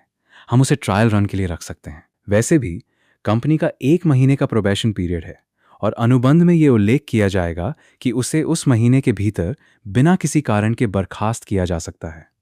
जहां तक उसके लगभग टक्कर लगने की बात है तो बस इसे हमारी बड़ी लेडी का स्वागत, उपहार, वेलकमिंग गिफ्ट समझें। आखिरकार हमने भी इसका अनुभव किया है। यह पहले से ही एपेक्स कॉर्पोरेशन की एक परंपरा बन चुकी है। एलिवेटर का इंतजार करते हुए मेरा दिमाग अभी भी डर से भरा हुआ था। मुझे यह भी लगा कि क्या यह तलाक का कर्म परिणाम है। जैसे ही मेरा तलाक हुआ, विवियन ने मेरी अच्छी खासी परीक्षा ले ली और चीजें आदर्श रूप से नहीं चल रही थीं। एलिवेटर खुला। अजीब विचारों से भरे सिर के साथ मैंने बस एक कदम बाहर निकाला ही था कि मुझे अपनी छाती पर कुछ कोमलता महसूस हुई। इससे पहले कि मैं साफ तौर पर देख पाता कि मेरे सामने क्या है, मुझे पेट पर एक जोरदार मुक्का लगा। फिर एक तीखी, गुस्से वाली गाली मेरे कानों में चुभी। क्या तुम बिना आंखों के चल रहे हो? मेरा फायदा उठा रहे हो? क्या तुम मरना चाहते हो? आवाज पूरी होने से पहले ही किसी ने मेरे बाल पकड़ लिए। अभी अभी मुक्का खाने और अब बाल खींचे जाने के कारण मैं आग बबूला हो गया। मैंने हाथ बढ़ाया और उस औरत के बाल वापस पकड़ लिए। औरत की एक चीख निकल गई और उसकी हाई हील्स मेरे जूतों पर बेरहमी से कुचल पड़ी। फिर दर्द से मेरी चीख निकल गई। अब मैंने स्पष्ट रूप से देख लिया था कि मेरे सामने कौन था। ये वही महिला थी जिसने मुझे नीचे लगभग कुचल ही दिया था। मुझे बताओ कि तुम किस डिपार्टमेंट से हो, मैं तुम्हें अभी नौकरी से निकाल रही हूं, मुझे छोड़ो। जैसे ही उसने बात की, महिला की पकड़ और भी सख्त हो गई। खुद को एक सभ्य आदमी, जेंटलमैन न मानते हुए मैंने भी कोई दया नहीं दिखाई। अपने दांत पीसते हुए मैंने गुस्से में कहा, मैं तुम्हारी कंपनी से नहीं हूं। नीचे तुमने मुझे लगभग टक्कर मार दी थी और मैं बस यही सोच रहा था कि तुम्हें कहां ढूंढा जाए। हंगामे ने भीड़ को आकर्षित कर लिया। इंटरव्यू के प्रभारी 3 लोग भी भाग कर आए क्योंकि ये 2 आवाजें उनके लिए बहुत परिचित थीं। जब एचआर मैनेजर क्लेयर ने अपने सामने का दृश्य देखा तो वो पल भर में स्तब्ध रह गई। लेंडर, जल्दी छोड़ो, प्रेसिडेंट कैलिस्टा, आप भी छोड़ दें, छोड़ो, कर्मचारी सब देख रहे हैं। लेंडर, तुम पहले छोड़ो, प्रेसिडेंट कैलिस्टा एक लड़की है। भौहें सिकोड़ते हुए मैंने उसका हाथ छोड़ दिया। अप्रत्याशित रूप से इस महिला ने न केवल छोड़ा नहीं, बल्कि उसने वास्तव में अपना मुंह खोला और मेरी गर्दन पर काटने का लक्ष्य रखा। यह देखकर मैनेजर क्लेयर ने जल्दबाजी में हस्तक्षेप किया और उसे समझाया। अंततः प्रेसिडेंट कैलिस्टा को छोड़ने के लिए मना ही लिया। इस समय हम दोनों अस्त व्यस्त थे और एक दूसरे को गुस्से से घूर रहे थे। कैलिस्टा झुकी, अपना जूता उतारकर मुझ पर फेंकने की तैयारी कर रही थी। मैनेजर क्लेयर ने उसे रोकने के लिए प्रेसिडेंट कैलिस्टा को जल्दी से गले लगा लिया। फिर मुझे पहले जाने का इशारा किया, ये कहते हुए कि वो प्रेसिडेंट कैलिस्टा की ओर से माफी मांगने के लिए मुझे बाद में कॉल करेगी। मैंने ठंडी सांस छोड़ी और एलिवेटर में चला गया। क्या बुरी किस्मत है।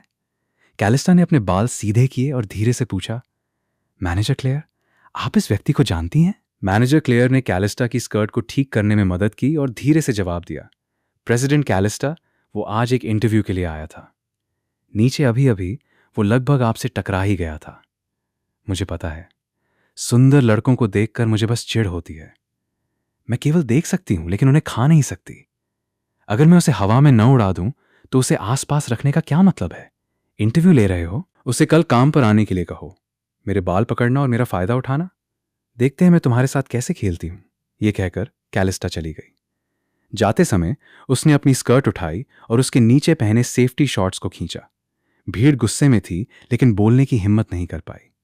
कंपनी के बारे में सब कुछ ठीक था, इस जनरल मैनेजर को छोड़कर जो लोगों का खून सुखा देती थी। मैंने कंपनी छोड़ी और मुझे एक टेक्स्ट मैसेज मिला जिसमें कहा गया था कि मैंने इंटरव्यू पास कर लिया है। मुझे बताया गया कि मैं परसों सोमवार को कंपनी में काम पर आ सकता हूं और फ्रंट डेस्क पर सारी कागजी कार्रवाई संभाल सकता हूं। लेकिन मुझे सीधे शेर की मांद में चलने का गहरा एहसास हुआ। मैं मना नहीं कर सका। एपेक्स कॉर्पोरेशन में जाना मेरी योजना का पहला और सबसे महत्वपूर्ण कदम था। केवल यहां मैं अपनी प्रतिभा दिखाने का मौका पा सकता था। एलिसिया के साथ रहने के 3 सालों ने महिलाओं के बारे में मेरे सभी सुंदर भ्रमों को तोड़ दिया था। एलिसिया के बारे में सोचकर मैंने अपनी सास को कॉल किया ये पूछने के लिए कि बुजुर्ग जोड़ा कब वापस आ रहा है। कॉल कनेक्ट हुई और बैकग्राउंड में महाजोंग मशीन की आवाज सुनकर मुझे लगा कि मेरा ब्लड प्रेशर बढ़ गया है। क्या बकवास बहाना था? बूढ़ा जोड़ा बस ये नहीं चाहता था कि एलिसिया वापस जाए और उनके अकेले समय में खलल डाले। लेकिन मैं वास्तव में एलिसिया को वापस भेजने की हिम्मत नहीं कर सका। मुझे सिलास और अपनी सास के लिए इज्जत बचानी थी और एलिसिया के लिए भी कुछ गरिमा छोड़नी थी। आखिरकार मैं ही था जिसने तलाक की बात छेड़ी थी। एलिसिया के बारे में सोचकर मुझे लगा कि मेरी जिंदगी और भी अंधकारमय हो गई है। किसने सोचा होगा कि विजनरी की वाइस प्रेसिडेंट, जो जर्मोफोब होने का दावा करती थी, घर में एक सुअर से अलग नहीं थी। इस लाड़ प्यार में पली बड़ी युवा महिला ने मुझे समझाया कि ऐसे हाथों का क्या मतलब होता है जिन्होंने कभी वसंत के पानी को नहीं छुआ था। इसके बारे में ज्यादा बात करने से मेरी आंखों में आंसू ही आ जाते। एक शानदार विला में विवियन पहले ही महाजोंग टेबल छोड़ चुकी थी। उसके जाने का कारण सिलास को कुछ ऐसा कहने के लिए अनुशासित करना था जो उसके मुंह से फिसल गया था। कैजुअल कपड़े पहने हुए सिलास ने भौहें सिकोड़ी, सालों से उस पर अत्याचार करने वाली अपनी पत्नी की ओर नाराजगी से देखा और आह भरी। मुझे बताओ, क्या हमारा ऐसा करना सच में ठीक है? क्या कुछ होगा? विवियन ने एक संतरा छीलकर सिलास को दिया और भौहें सिकोड़ी। इन दोनों बच्चों के बीच बहुत सारे उतार चढ़ाव हैं। मैंने काफी हद तक सामान्य स्थिति का पता लगा लिया है। इसके अलावा क्या उस छोटी कृतघ्न ने कभी हमें यह कहने के लिए कॉल किया है कि वो घर आना चाहती है? उसे लंबे समय से लेंडर द्वारा उसकी सेवा किए जाने की आदत हो गई है, तो उसके साथ साथ चिंता करना बंद करो। हमने लेंडर को 3 साल तक देखा है। तुम्हें अच्छी तरह पता है कि उसका चरित्र कैसा है। मैं तुम्हें एक रहस्य बताती हूँ। वो लड़का लेंडर वास्तव में धूम्रपान सिगरेट पीता है। उस छोटी कृतघ्न के लिए वो पूरे 3 साल बिना एक भी सिगरेट पिए रहा। क्या तुम्हें सच में लगता है कि उसे कुछ होगा? सिलास ने संतरा नीचे रखा, पीछे झुका, विवियन को देखने के लिए अपना सिर झुकाया और भौहें सिकोड़ी। लेंडर का धूम्रपान करना ठीक है, लेकिन फिर मेरा धूम्रपान करना बिल्कुल ठीक नहीं है। विवियन, तुम सीमा पार कर रही हो। अगर मैं सीमा पार करूंगी तो क्या तुम मुझे तलाक दोगे? मैं आज खुश हूं। मैं तुम्हें 2 सिगरेट पीने की अनुमति दूंगी। सिलास ने इसे एक शाही फरमान की तरह लिया, उठा और अपने पुराने दोस्तों के साथ सिगरेट पीने के लिए बालकनी की ओर दौड़ पड़ा। असल में विवियन ने एलिसिया को कॉल किया था। जब तक वो अपनी गलती मान लेती, वो घर की चाबियां ले सकती थी और वापस आ सकती थी। अंत में इस छोटी कृतघ्न ने बिना एक शब्द कहे फोन काट दिया। इसका स्पष्ट मतलब था कि उसके पास किसी का समर्थन बैकिंग था। तो चिंता की क्या बात थी? विवियन महाजोंग टेबल पर वापस लौट आई। मैंने एक कार्ट को धकेला, सुपरमार्केट के चक्कर लगाए, सोच रहा था कि रात के खाने के लिए क्या बनाया जाए। अंत में मैंने बड़ी आंत लार्ज इंटेस्टाइन का एक हिस्सा, कुछ हरी फलियां और मशरूम खरीदे। जब मैं घर लौटा तो एलिसिया पहले ही वापस आ चुकी थी। उसने जानबूझकर अपने लिए एक पीला भालू कार्टून पजामा सेट खरीदा था और सोफे पर बैठी थी। आलू के चिप्स के एक बैग को गले लगाए हुए टीवी देख रही थी। मुझे सीढ़ियों के पास खड़ा देखकर उसने चिप्स नीचे रखे, ऊपर देखा और चिल्लाई, लेंडर, मुझे भूख लगी है। मैंने एक गहरी सांस ली और धीरे से पूछा, क्या तुम्हारा लंबे समय तक रहने का विचार है? एलिसिया ने जोर से सिर हिलाया। मैं खाने और किराए के लिए भुगतान कर सकती हूँ। लेंडर, मुझे छोड़ दिया गया है। मैंने अपनी माँ को फोन किया, उन्होंने जवाब नहीं दिया और उन्होंने मुझे डांटते हुए टेक्स्ट मैसेज भी भेजे। मुझे टेक्स्ट मैसेज देखने दो, उन्हें डिलीट कर दिया। क्या तुम इस मौके का फायदा उठाकर मेरा फोन चेक करने की कोशिश कर रहे हो? लो, देखो देखो, मैं बाथरूम जा रही हूं। एलिसिया ने बहुत हंगामा किया। थॉर्न सच में ब्लैकलिस्ट में था। इसका कोई विशेष कारण नहीं था। एलिसिया बस नहीं चाहती थी कि वो आदमी उसकी झुंझलाहट को बढ़ाए। अगर उसे विदेशी लड़कियां पसंद थीं, तो ये बहन अब उसकी सेवा नहीं करने वाली थी।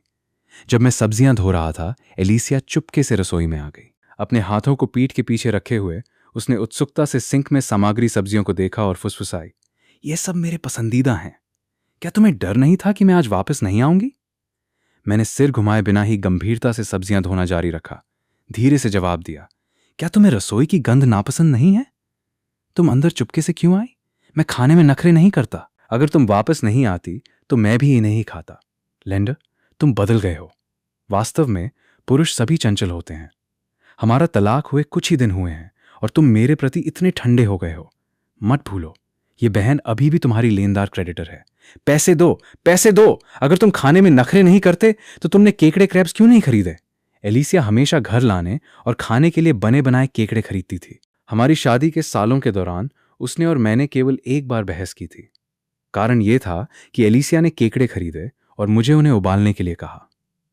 मैं ऐसा करने की हिम्मत नहीं जुटा सका, इसलिए मैंने उन्हें पालने के लिए फिश टैंक में डाल दिया।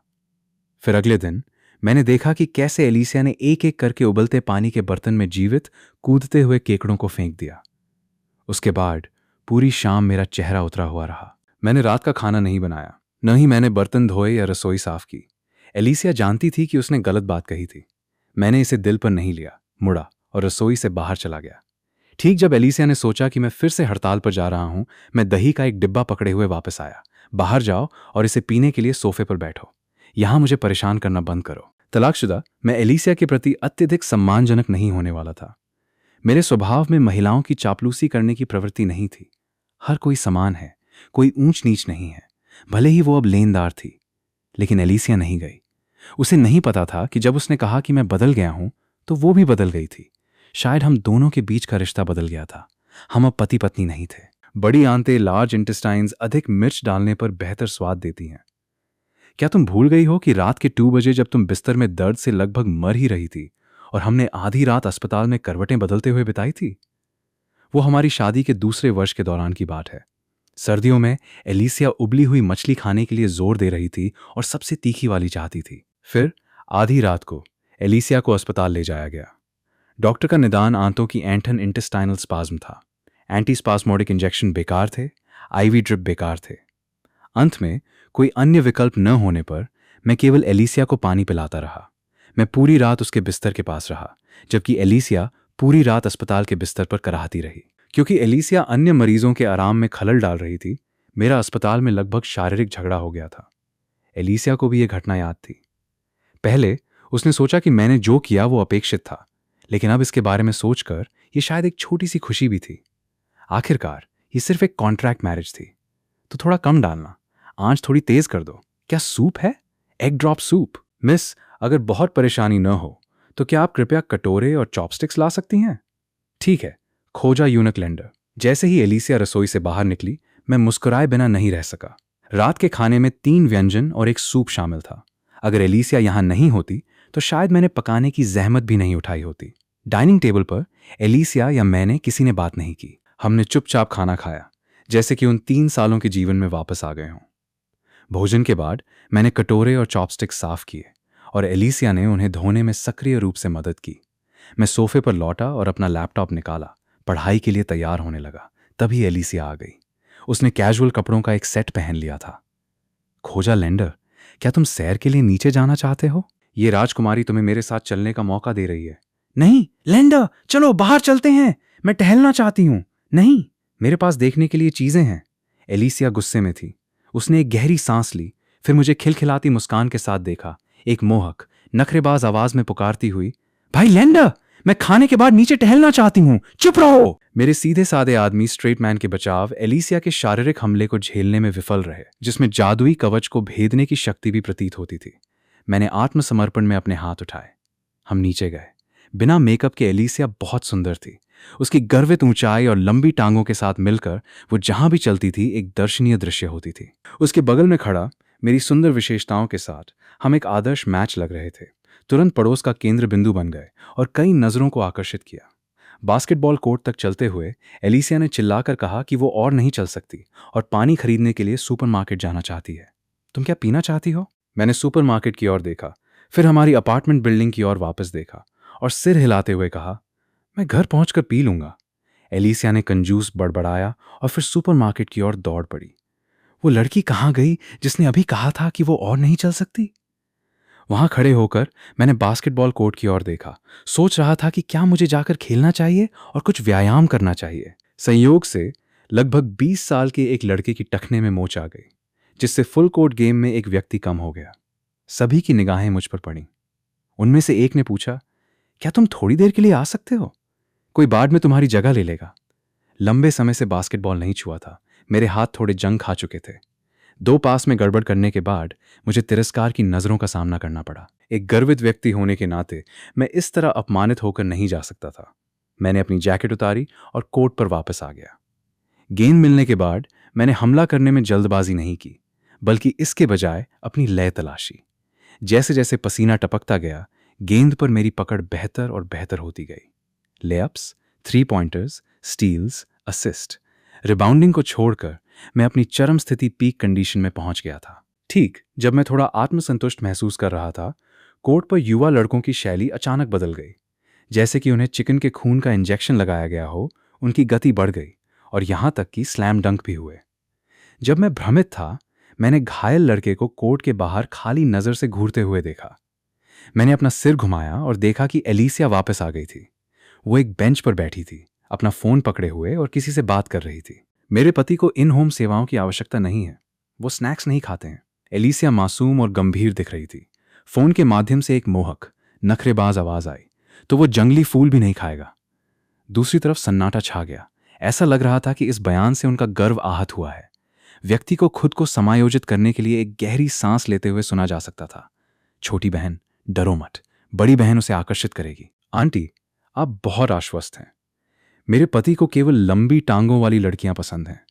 संयोग से मेरी लंबाई 1.72 मीटर है। आपके बारे में क्या आंटी?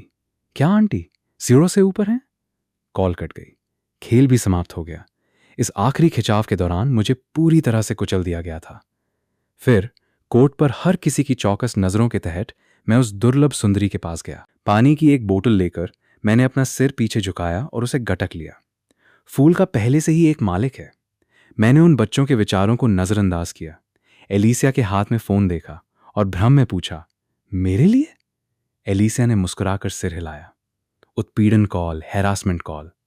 कोर्ट पर तुम्हें इतनी बुरी तरह से बुली होते देखकर मैं इसे बर्दाश्त नहीं कर सकी, इसलिए मैंने समय काटने के लिए फ़ोन का जवाब दिया। कैसा रहा? क्या तुम्हें लगता है कि तुम बूढ़े हो रहे हो और तुम्हारा स्टैमिना कम हो गया है? मैंने कंधे उचकाए। यहाँ एक विश्व स्तरीय सुंदरी का होना किसी भी उत्तेजक स्टिमुलेंट की तुलना में कहीं अधिक प्रभावी है। चलो चलते हैं, नहीं तो वे बच्चे मुझे एक प्रतिद्वंद्वी की तरह मानने लगेंगे।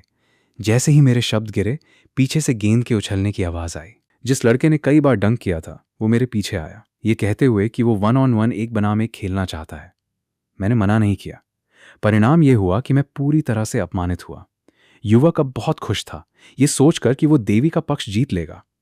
लेकिन उसने पाया कि देवी अपना मुंह छिपा रही थी और छुपकर मुझ पर हंस रही थी। जब उसने उसकी ओर देखा तो उसकी आंखें बर्फ की तरह ठंडी थीं। एलिसिया और मैं चले गए और कोर्ट के लोगों की खेलने में रुचि खत्म हो गई। मुरझाए हुए बैंगन की तरह दिखते हुए वे जमीन पर बैठ गए। डंक करने वाले लड़के ने आह भरी। अब बास्केटबॉल नहीं? क्या इस समय का इस्तेमाल गर्लफ्रेंड ढूंढने के लिए करना बेहतर नहीं होगा? भीड़ ने सहमति में सिर हिलाया। शहर में कहीं एक हाई एंड अपार्टमेंट में एक महिला शीशे के सामने गुस्से में खड़ी थी, अपने दांत पीस रही थी। तुम 1.72 मीटर की हो और तुम्हें गर्व है? ये बहन 1.80 की है। लानत है, ये पैमाना रूलर गलत है। मैं केवल 1.66 की कैसे हूं? मैं शारीरिक और मानसिक रूप से थका हुआ जल्दी सो गया और आंखें बंद करते ही नींद आ गई। मास्टर बेडरूम में सोते हुए एलिसिया ने मेरे पुराने फोन के साथ छेड़छाड़ की। उस पर 2 नंबरों को देखकर और कॉल कनेक्ट होने पर दूसरे व्यक्ति की प्रतिक्रिया को याद करते हुए एलिसिया को लगा कि कुछ ठीक नहीं है। क्या लेंडर का कोई साइड पीस हो सकता है? क्या वो हमारे तलाक से पहले ही किसी और से जुड़ सकता था? भले ही वो ये नहीं कहेगी कि वो मुझे पसंद करती है, चाहे कुछ भी हो, हमारे तलाक को केवल 2 दिन हुए थे और उसके पास पहले से ही कोई और था। एलिसिया ने जितना इसके बारे में सोचा वो उतनी ही नाराज होती गई। उसने एक नंबर डायल किया। कॉल तुरंत कनेक्ट हो गई। एलिसिया, जिसके भाव कुछ ही क्षण पहले काफी अप्रिय थे, अचानक एक अलग व्यक्ति में बदल गई। उसकी आंखें सिकुड़ गईं क्योंकि वो मुस्कुरा रही थी। मैनेजर हैरिसन, इतनी रात को परेशान करने के लिए बहुत खेद है। आप अभी सोए नहीं हैं, है ना? जब कंपनी की वाइस प्रेसिडेंट कॉल करे तो कोई कैसे कह सकता है कि वे सो रहे थे? दूसरे पक्ष ने बार बार कहा कि वे अभी तक सोए नहीं हैं। एलिसिया मुस्कुराते हुए बोलती रही, मैंने सुना है कि कुछ दिन पहले आपकी वार्षिक छुट्टी एनुअल लीव की अर्जी खारिज कर दी गई थी। क्या घर पर कुछ चल रहा है? मैं समझती हूं, कल शनिवार है। रविवार सहित आप और 2 दिन की छुट्टी ले सकते हैं। क्या यह पर्याप्त है? ये पर्याप्त है, ये पर्याप्त है। तो कल कंपनी जाएं और अपने वर्तमान काम सौंप दें और मैं तब आपके लिए एक अप्रूवल स्लिप लिख दूंगी। थोड़ी देर बात करने के बाद एलिसिया सीधे मुद्दे पर आ गई। मैनेजर हैरिसन, मैंने कंपनी के लोगों से सुना है कि आपके पति दूरसंचार टेलीकम्युनिकेशंस में काम करते हैं। मेरे पास यहाँ एक नंबर है, क्या आप इसे देखने में मेरी मदद कर सकते हैं? कोई जल्दी नहीं है, कोई जल्दी नहीं है, बस मुझे तब बताएं जब आपके पास समय हो। बस ये चेक कर लें कि सिम कार्ड का पंजीकृत मालिक कौन है। फोन काटने के बाद एलिसिया का चेहरा उसके पिछले भाव में लौट आया। लगभग आधे घंटे बाद मैनेजर हैरिसन ने वापस कॉल किया। अपनी छुट्टी की खातिर उन्होंने नंबर चेक करने के लिए आधी रात को अपने पति को कंपनी में भेज दिया था। दुर्भाग्य से फोन नंबर का क्लियरेंस लेवल बहुत ऊंचा था और वे कुछ भी पता नहीं लगा सके। मैनेजर हैरिसन ने घबराते हुए वाइस प्रेसिडेंट एलिसिया को इसकी सूचना दी। उनकी छुट्टी अभी भी स्वीकृत हो गई थी, लेकिन सप्ताहांत सहित ये केवल 4 दिन थी। एलिसिया बिस्तर पर बैठी फोन नंबर को देखते हुए और खुद से बुदबुदाती हुई, ये वैनिटी नंबर, ये एक हाई लेवल यूजर है। सप्ताहांत के 2 दिनों के दौरान जीवन बहुत सादा था। एलिसिया अपने विवाहित व्यक्तित्व में वापस आ गई, खुद को अपने कमरे में बंद कर लिया और अपने काम में व्यस्त हो गई। समिति चाहती थी कि कई कंपनियां जमीन के एक टुकड़े, एक पुराने आवासीय क्षेत्र रेसिडेंशियल एरिया पर बोली लगाएं। निवेश, इन्वेस्टमेंट और जोखिम रिस्क विभागों के लोगों ने हर तरह से हिसाब लगाया और यह हर हाल में एक घाटा था। एलिसिया डरी हुई थी कि समिति इस जमीन के टुकड़े को कंपनी पर थोप देगी। मुझे एलिसिया की परवाह नहीं थी। मैं पहली मंजिल पर मुझे आवश्यक सामग्रियों की जांच कर रहा था। दोपहर में मैंने थोड़ा व्यायाम किया। हालांकि बास्केटबॉल खेलते समय अब कोई मेरे साथ नहीं खेलना चाहता था। जो युवा लड़के खेलते थे उनमें से कई को लगा कि मैं बस वहां दिखावा करने आया हूं। ये 2 दिन मुझे सालों जैसे लगे। अब मैं 1 मिनट भी नहीं गंवा सकता था। 1 साल में 4 मिलियन का कर्ज मुझ पर भारी पड़ रहा था, जिससे सांस लेना मुश्किल हो रहा था, जबकि मुझे रोमांच का भी एहसास हो रहा था। सोमवार की सुबह एलिसिया ने जल्दी से अपना नाश्ता खत्म किया और काम पर चली गई। जाते हुए उसने पूछा कि क्या मुझे रास्ते में लिफ्ट की जरूरत है। मैंने सिर हिलाया, ये कहते हुए कि ये मेरे रास्ते में नहीं है। विवियन वास्तव में अपनी सुंदर बेटी के बारे में सब कुछ भूल गई लग रही थी। एक भी फोन कॉल नहीं, न ही मैंने एलिसिया को पिछले 2 दिनों में कोई कॉल प्राप्त करते देखा। मैं थोड़ा भ्रमित था। मेरी सास का कॉल न करना एक बात थी, लेकिन विदेश में उस आदमी ने भी एक बार कॉल नहीं किया था। क्या एलिसिया ने सच में उसे ब्लॉक कर दिया था?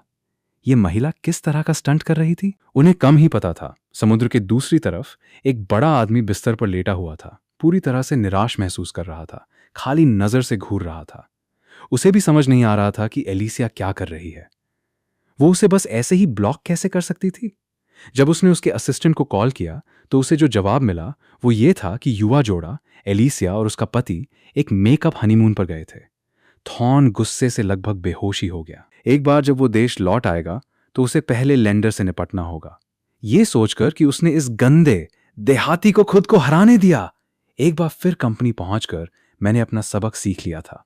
एपेक्स ग्रुप के सामने प्लाजा को पार करने से वास्तव में उस पागल महिला द्वारा टक्कर मारकर आपकी हत्या की जा सकती थी। एलिसिया के साथ 3 साल रहने ने मुझे अमीर और गरीब के बीच का अंतर सिखाया, और इसने मुझे सुंदर महिलाओं के प्रति कुछ प्रतिरोध भी दिया। बाहर की ग्लैमरस लड़कियां घर पर एलिसिया जैसी ही होने की बहुत संभावना थी। जैसा कि एलिसिया ने एक बार कहा था, अकेले रहने वाली 90% एकल महिलाएं काफी हद तक वैसी ही होती हैं। उस वाक्य ने मेरे दिमाग में सभी सुंदर भ्रमों को तोड़ दिया। एपेक्स के दरवाजों के अंदर सुरक्षित रूप से पहुंचते ही कंपनी के कर्मचारी पहले ही काम पर लग चुके थे। अब फिर से सूट पहने हुए मैं काफी शार्प लग रहा था। फ्रंट डेस्क तक चलते हुए मैंने अपनी आईडी निकाली और अपना एम्प्लॉयमेंट कॉन्ट्रैक्ट प्राप्त किया। हस्ताक्षर करने के बाद फ्रंट डेस्क की युवा लड़की ने एक कैंडी निकाली, उसे अनुबंध पर रखा, अपनी आंखें सिकोड़ी और मुस्कुराई। एपेक्स कॉर्पोरेशन में आपका स्वागत है। ये कैंडी कंपनी की ओर से एक स्वागत उपहार है। ये कल की कड़वाहट को भूलने का प्रतीक है। एपेक्स में काम करना मीठा है। छोटी लड़की का गोल मनमोहक चेहरा था। ठीक जब मैं मुस्कुराने और जवाब देने वाला था, तभी पीछे से अचानक एक ठंडी डांटने वाली आवाज आई। क्या तुम सब इतने खाली हो? क्या सारा काम हो गया है? अगर तुम्हारे पास करने के लिए कुछ नहीं है तो जाओ कंपनी के 20 चक्कर लगाओ। सब के सब तोंद वाले भ्रष्ट अधिकारियों की तरह खड़े मत रहो। ये कंपनी की छवि को नुकसान पहुंचाता है। मैं मुड़ा और फ्रंट डेस्क के सहारे झुक गया। डांटती हुई कैलिस्टा को देख रहा था। हल्का पीला tight mini skirt, 8 centimetre high heels, burgundy लंबे बाल। चाहे आप उसे कैसे भी देखें, ये लड़की कंपनी की जनरल मैनेजर जैसी नहीं लगती थी। वो किसी की रखी हुई रखैल जैसी ज्यादा लग रही थी। धीरे धीरे मेरे मुंह के कोनों पर मौजूद मुस्कान फीकी पड़ गई। कैलिस्टा पहले ही मेरे सामने आ चुकी थी। मुझे यह स्वीकार करना पड़ा, ये लड़की बहुत सुंदर थी, बहुत आकर्षक थी, बहुत लोमड़ी जैसी थी और विनाशकारी रूप से भव्य थी। कितनी अफसोस की बात है कि ऐसी लोमड़ी जैसी सुंदरी का ऐसा मुंह था जो नहीं जानता था कि उसे क्या करना चाहिए। अगर तुम्हें नहीं पता तो जाओ टॉयलेट साफ करो। यहां खड़े होकर आंखों को मत चुभो। फ्रंट डेस्क पर खड़े होने से तुम्हें एक अतिरिक्त पैसा नहीं मिलेगा। इस महिला का पक्का मासिक धर्म पीरियड चल रहा होगा। इस दर्शन को मानते हुए कि एक अच्छा आदमी किसी महिला से नहीं लड़ता और वैसे भी नहीं जीतता, मैं जाने के लिए मुड़ा। लेकिन मैंने अभी एक ही कदम उठाया था कि कैलिस्टा ने मेरा हाथ पकड़ लिया। उसने मेरे हाथ से अनुबंध कॉन्ट्रैक्ट छीन लिया, उस पर एक नजर डाली और फिर फ्रंट डेस्क की लड़की पर तूफानी लेक्चर शुरू कर दिया। छोटी लड़की को कोई अंदाजा नहीं था कि उसने क्या गलत किया है। अपना सिर नीचे रखे हुए, आंखें लाल, पलटकर जवाब देने की हिम्मत नहीं कर रही थी। Planning department? किसने कहा कि लेंडर प्लानिंग डिपार्टमेंट में जा रहा है? मैंने तुम्हें कितनी बार कहा है, कॉम्प्रिहेंसिव डिपार्टमेंट, व्यापक विभाग, कॉम्प्रिहेंसिव डिपार्टमेंट। लेंडर, तुम जाओ कॉम्प्रिहेंसिव डिपार्टमेंट में रिपोर्ट करो। अनुबंध तुम्हें जल्द ही भेज दिया जाएगा। अब मेरी नजरों से दूर हो जाओ। मैं आज बहुत खराब मूड में हूं। कैलिस्टा का खराब मूड शायद 1% मेरी वजह से था, बाकी 99% उस जमीन के कारण था जिसे सरकार बोली लगाने के लिए रख रही थी। जो कोई भी उस जमीन का टुकड़ा लेता वो पैसे खो देता। कैलिस्टा को सबसे ज्यादा डर घाटे में काम करने का था। मैंने एक गहरी सांस ली। प्रेसिडेंट कैलिस्टा, मैंने प्लानिंग डिपार्टमेंट में नौकरी के लिए आवेदन किया था। अब मुझे कॉम्प्रिहेंसिव डिपार्टमेंट में भेजना। कॉम्प्रिहेंसिव डिपार्टमेंट की सैलरी प्लानिंग डिपार्टमेंट की तुलना में 1000 ज्यादा है। बोनस वही रहता है। समझ गया प्रेसिडेंट कैलिस्टा। ओह, और आप खुद को उजागर करने वाली हैं। मैंने सेफ्टी शॉर्ट्स पहने हुए हैं। दफा हो जाओ। मैं मूल रूप से इस महिला को एक पल के लिए शर्मिंदा करना चाहता था, लेकिन मुझे कभी उम्मीद नहीं थी कि वो इतनी भयंकर होगी। मेरे जाने के बाद कैलिस्टा का गुस्सा थोड़ा शांत हुआ लग रहा था। अपनी भड़ास निकालने के बाद उसने बहुत बेहतर महसूस किया। फ्रंट डेस्क पर खटखटाते हुए उसने ठंडेपन से कहा, रोना बंद करो। रोने का क्या फायदा? अगर रोने से काम चलता तो मैं 1 महीने तक रोती। फाइनेंस में जाओ और 200 का बोनस लो। तुम्हारी 2 घंटे की छुट्टी है, इससे अपने काम में देरी मत होने देना। छोटी लड़की अपने आंसुओं के बीच मुस्कुरा पड़ी। यही कारण था कि कैलिस्टा कर्मचारियों के नफरत किए बिना कंपनी में नखरे कर सकती थी। जब कोई गलती करता तो वो उन्हें बेरहमी से डांटती, लेकिन उन्हें डांटने के बाद वो उन्हें वापस मनाने का एक तरीका ढूंढ लेती थी। प्रेसिडेंट कैलिस्टा का कंपनी का मूल्यांकन तीखी जीभ, नरम दिल था। 20 के दशक में एक लड़की भारी दबाव में एक कंपनी का प्रबंधन कर रही थी। ये एक चमत्कार था कि वो अभी तक ढही नहीं थी और वो अभी भी उनके लिए लाभों के लिए लड़ने के बारे में सोचती थी। कैलिस्टा ने एलिवेटर में जाते हुए आह भरी। उसे क्या करना चाहिए? कॉम्प्रिहेंसिव डिपार्टमेंट में पहुंचने के बाद मुझे कोई परेशानी नहीं हुई। मैनेजर 35 या 36 साल की एक बड़ी बहन थी। उसका उपनाम सरनेम यांग था और उसका व्यक्तित्व बहुत सौम्य था। लगभग 12 या 13 कर्मचारी थे, जिनमें से ज्यादातर मेरी उम्र के थे। डिप्टी मैनेजर थोड़ा बड़ा था, लगभग 40 का, जो एक बहुत ही चिकना चुपड़ा दिखने वाला अधेड़ उम्र का आदमी था। मैंने पूरी सुबह कॉम्प्रिहेंसिव डिपार्टमेंट के माहौल को देखने में बिताई। ये बेकार था, बहुत बेकार। लगभग कोई भी व्यस्त नहीं था। कभी कभार कोई कुछ दस्तावेज प्रिंट करता और उन्हें अन्य विभागों में भेज देता, और फिर करने के लिए कुछ नहीं था। कुछ लोग फिल्में देखते तो कुछ गेम खेलते, लेकिन इससे मुझे सहज या सुकून महसूस नहीं हुआ। अभी मुझे इन चीज़ों का आनंद लेने का अधिकार नहीं था। मैं प्लानिंग डिपार्टमेंट में जाना चाहता था। केवल प्लानिंग डिपार्टमेंट में ही मुझे अवसर मिल सकते थे। प्लानिंग डिपार्टमेंट एक युद्ध के मैदान की तरह था, जबकि ये जगह एक वृद्धाश्रम की तरह महसूस होती थी। हमने दोपहर तक इंतजार किया और वे लंच करने जाने का कोई इरादा नहीं दिखा रहे थे। मैं उठा और मेरे बगल वाले सहकर्मी से धीरे से पूछा कि यहाँ लंच कैसे किया जाता है। क्या तुम्हें भूख लगी है? चलो साथ चलते हैं। वैसे भी मैं सच में अकेले नहीं जाना चाहता था। इस सहकर्मी से बात करना बहुत आसान लग रहा था। युवक का नाम रोनन था, जो मुझसे कुछ महीने छोटा था और कंपनी में उसे सिर्फ 2 महीने ही हुए थे। उसे यह भी नहीं पता था कि कॉम्प्रिहेंसिव डिपार्टमेंट को वास्तव में क्या करना चाहिए। हर दिन कुछ दस्तावेज प्रिंट करना काम में गिना जाता था, लेकिन मैनेजर सेरेफिन हर दिन व्यस्त रहती थी। हालांकि किसी को नहीं पता था कि वो किस चीज में व्यस्त थी। कैफेटेरिया में हम एचआर मैनेजर क्लेयर से टकरा गए और अभिवादन का आदान प्रदान किया। एपेक्स में खाना अच्छा था। मैंने एक कटोरी चावल का ऑर्डर दिया और रोनन को बीफ नूडल सूप का एक कटोरा मिला। जैसे ही हम दोनों खाना शुरू करने वाले थे, मैनेजर क्लेयर जूस की 2 बोतलें पकड़े हुए आईं। जूस को मेरे सामने रखते हुए मैनेजर क्लेयर थोड़ी शर्मिंदा दिखी और उन्होंने पूछा, लेंडर, वास्तव में प्रेसिडेंट कैलिस्टा बहुत अच्छी इंसान है। मैंने सुना है कि तुम्हें कॉम्प्रिहेंसिव डिपार्टमेंट में ट्रांसफर कर दिया गया है और मुझे इसके बारे में काफी बुरा लग रहा है। मैंने तुम्हें जो अनुबंध दिया था वो प्लानिंग डिपार्टमेंट के लिए था, लेकिन कॉम्प्रिहेंसिव डिपार्टमेंट भी अच्छा है। कंपनी में शामिल होने के बाद इसे प्रेसिडेंट कैलिस्टा द्वारा स्थापित किया गया था। जब कोई काम नहीं होता तो ये बहुत आरामदेह होता है, लेकिन एक बार जब ये व्यस्त हो जाता है तो ये नॉन स्टॉप होता है। ये एक छोटी सी बात है। अगर तुम वहां नहीं रहना चाहते तो मैं तुम्हें कुछ दिनों में प्लानिंग डिपार्टमेंट में ट्रांसफर कर सकती हूँ। मैं हल्की सी मुस्कान के साथ बोला, ये सबसे अच्छा होगा अगर मैं प्लानिंग डिपार्टमेंट में जा सकूं। अगर नहीं तो मैं इसके लिए मजबूर नहीं कर सकता। कॉम्प्रिहेंसिव डिपार्टमेंट में जाना एक आदेश था जो प्रेसिडेंट कैलिस्टा ने व्यक्तिगत रूप से आज सुबह दिया था। मैं मना नहीं कर सकता, है ना? मैं बस कड़ी मेहनत करने और अधिक जानने के लिए अपनी युवावस्था का लाभ उठाना चाहता हूँ। अगर यह संभव है तो मुझे आपको परेशान करना पड़ेगा, मैनेजर क्लेयर। मैनेजर क्लेयर मुस्कुराई और उन्होंने अपना सिर हिलाया। ये ठीक है, ये भी मेरा काम है। तुम पहले खा लो, मुझे अभी भी कुछ काम है। दोपहर के बीच में उसे क्या काम हो सकता है? मैंने मुस्कुराया, सिर हिलाया और मैनेजर क्लेयर को विदा करने के लिए खड़ा हो गया। जब मैं वापस बैठा तो रोनन ने टेबल पर रखी जूस की 2 बोतलों को देखा और धीरे से कहा, भाई लेंडर, आपको कॉम्प्रिहेंसिव डिपार्टमेंट में होना पसंद नहीं है? यहां दिन इत्मीनान से बीतते हैं और सैलरी अन्य विभागों की तुलना में अधिक है। प्लानिंग डिपार्टमेंट में क्यों जाएं और खुद को थकाएं? अगर आप इसके बारे में बात नहीं करना चाहते हैं तो ऐसा मान लें कि मैंने नहीं पूछा। वैसे भी मुझे उसमें कोई दिलचस्पी नहीं है। मैं बस ये जानना चाहता हूं कि प्रेसिडेंट कैलिस्टा के साथ आपकी क्या गलतफहमी है। जब आप पहली बार कंपनी में आए थे तो आप लगभग उनसे टकरा ही गए थे, है ना? और आपकी एक बड़ी बहस हुई थी।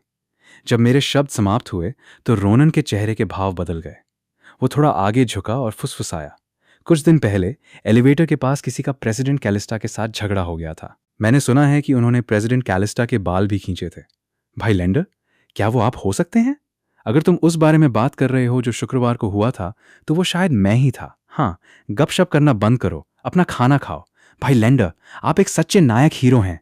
ये वाक्य जोड़ने के बाद रोनन ने अपना सिर नीचे किया और अपने नूडल्स खाए। उसकी शक्ल से ऐसा लग रहा था कि उसे फंसाए जाने की बिल्कुल भी चिंता नहीं है। मैं ये नहीं बता सकता था कि वो सिर्फ लापरवाह था या केवल आसान स्वभाव का था, लेकिन मैं अब और नहीं हंस सका। मैंने अचानक सोचा, क्या एचआर मैनेजर क्लेयर अभी अभी प्रेसिडेंट कैलिस्टा की ओर से जानकारी निकालने आई थी? अगर ऐसा है तो मैं परेशानी में था। कैलिस्टा मुझे कभी भी प्लानिंग डिपार्टमेंट में नहीं जाने देगी। कितना निराशाजनक है। वास्तव में मेरा अनुमान एकदम सही था। कैफेटेरिया छोड़ने के बाद मैनेजर क्लेयर 14वीं मंजिल पर जनरल मैनेजर के कार्यालय तक दौड़ते हुए गईं। दरवाजे के बाहर खड़े होकर उसने एक गहरी सांस ली और दरवाजा धकेलकर खोला। इससे पहले कि वो दूसरा शब्द बोल पाती, एक फाइल फोल्डर फेंका गया जो मैनेजर क्लेयर की पतली कमर के ठीक पास से गुजरा, जिससे वो डर कर स्थिर खड़ी रह गई, हिलने की हिम्मत नहीं कर पाई। कैलिस्टा की आंखें गुस्से से भरी हुई थीं क्योंकि उसने अपने दांत पीसे और डांटा। प्लानिंग डिपार्टमेंट बेकार कचरे का झुंड पाल रहा है। ये वो प्रस्ताव है जो वे मुझे देते हैं? उन्हें लगता है कि बाकी सब बेवकूफ हैं। जब तक ये प्रोजेक्ट आंतरिक रूप से हमें सौंपा गया है, विजनरी बोली बिडिंग के दौरान हमें फंसा देगा। कुछ लानती लो एंड रिहायशी इमारतें बनाना, एक पैदल चलने वाली सड़क पेडेस्ट्रियन स्ट्रीट। हवाई जहाजों को उड़ान भरते देखने के लिए पैदल सड़क पर कौन जाता है? मैनेजर क्लेयर ने फर्श से दस्तावेज उठाए और उन्हें डेस्क पर वापस रख दिया। फिर 5 या 6 कदम पीछे हटी, दूर खड़ी रही। कैलिस्टा ने आह भरी और फोन किया। अगर उसने न किया होता तो बेहतर होता। नतीजा जानने के बाद वो और भी तबाह महसूस करने लगी। विजनरी के वाइस प्रेसिडेंट ने मामले को सुलझाने के लिए पारिवारिक संपर्कों का इस्तेमाल किया था। अगर विजनरी बली का बकरा नहीं बनने वाली थी तो एपेक्स की बारी होगी। शहर में केवल ये 2 प्रमुख रियल एस्टेट समूह थे। सरकार निश्चित रूप से उन छोटी कंपनियों के पास नहीं जाएगी और छोटी कंपनियां भी इस गर्म आलू गंभीर मुद्दे को छूने की हिम्मत नहीं करेंगी। कैलिस्टा ने अपने शरीर से सारी ताकत निकाल दी, अपनी ठुड्डी डेस्क पर रखी, मैनेजर क्लेयर को दयनीय रूप से देखा। सिस्टर क्लेयर, मुझे क्या करना चाहिए? अब हम बस इस बात का इंतजार कर रहे हैं कि हमारा एपेक्स इस गर्म आलू को ले ले। हम निश्चित रूप से इस सौदे में पैसे खोने जा रहे हैं। भूल जाओ, तुमसे पूछना बेकार है। मैनेजर क्लेयर अजीब तरह से मुस्कुराई, अपना सिर नीचे किया और धीरे से कहा, प्रेसिडेंट कैलिस्टा, प्रोजेक्ट्स और प्लानिंग मेरी खूबी नहीं है। आपको वाइस प्रेसिडेंट कॉन्ग से पूछना चाहिए। वो खुजली में है कि मैं जल्द से जल्द पद छोड़ दूं। वैसे उस लेंडर के बारे में जिसे आपने मुझे चेक करने के लिए कहा था, मैंने उसे कॉम्प्रिहेंसिव डिपार्टमेंट में डाल दिया है और मुझे अभी भी इसके बारे में थोड़ा दोषी महसूस हो रहा है। कैलिस्टा में बिल्कुल भी ऊर्जा नहीं बची थी। बात करते समय उसकी आवाज कमजोर थी। मैनेजर क्लेयर पहले से मेरी उपस्थिति को याद करते हुए धीरे से बोली, मैंने उसकी पृष्ठभूमि को देखा।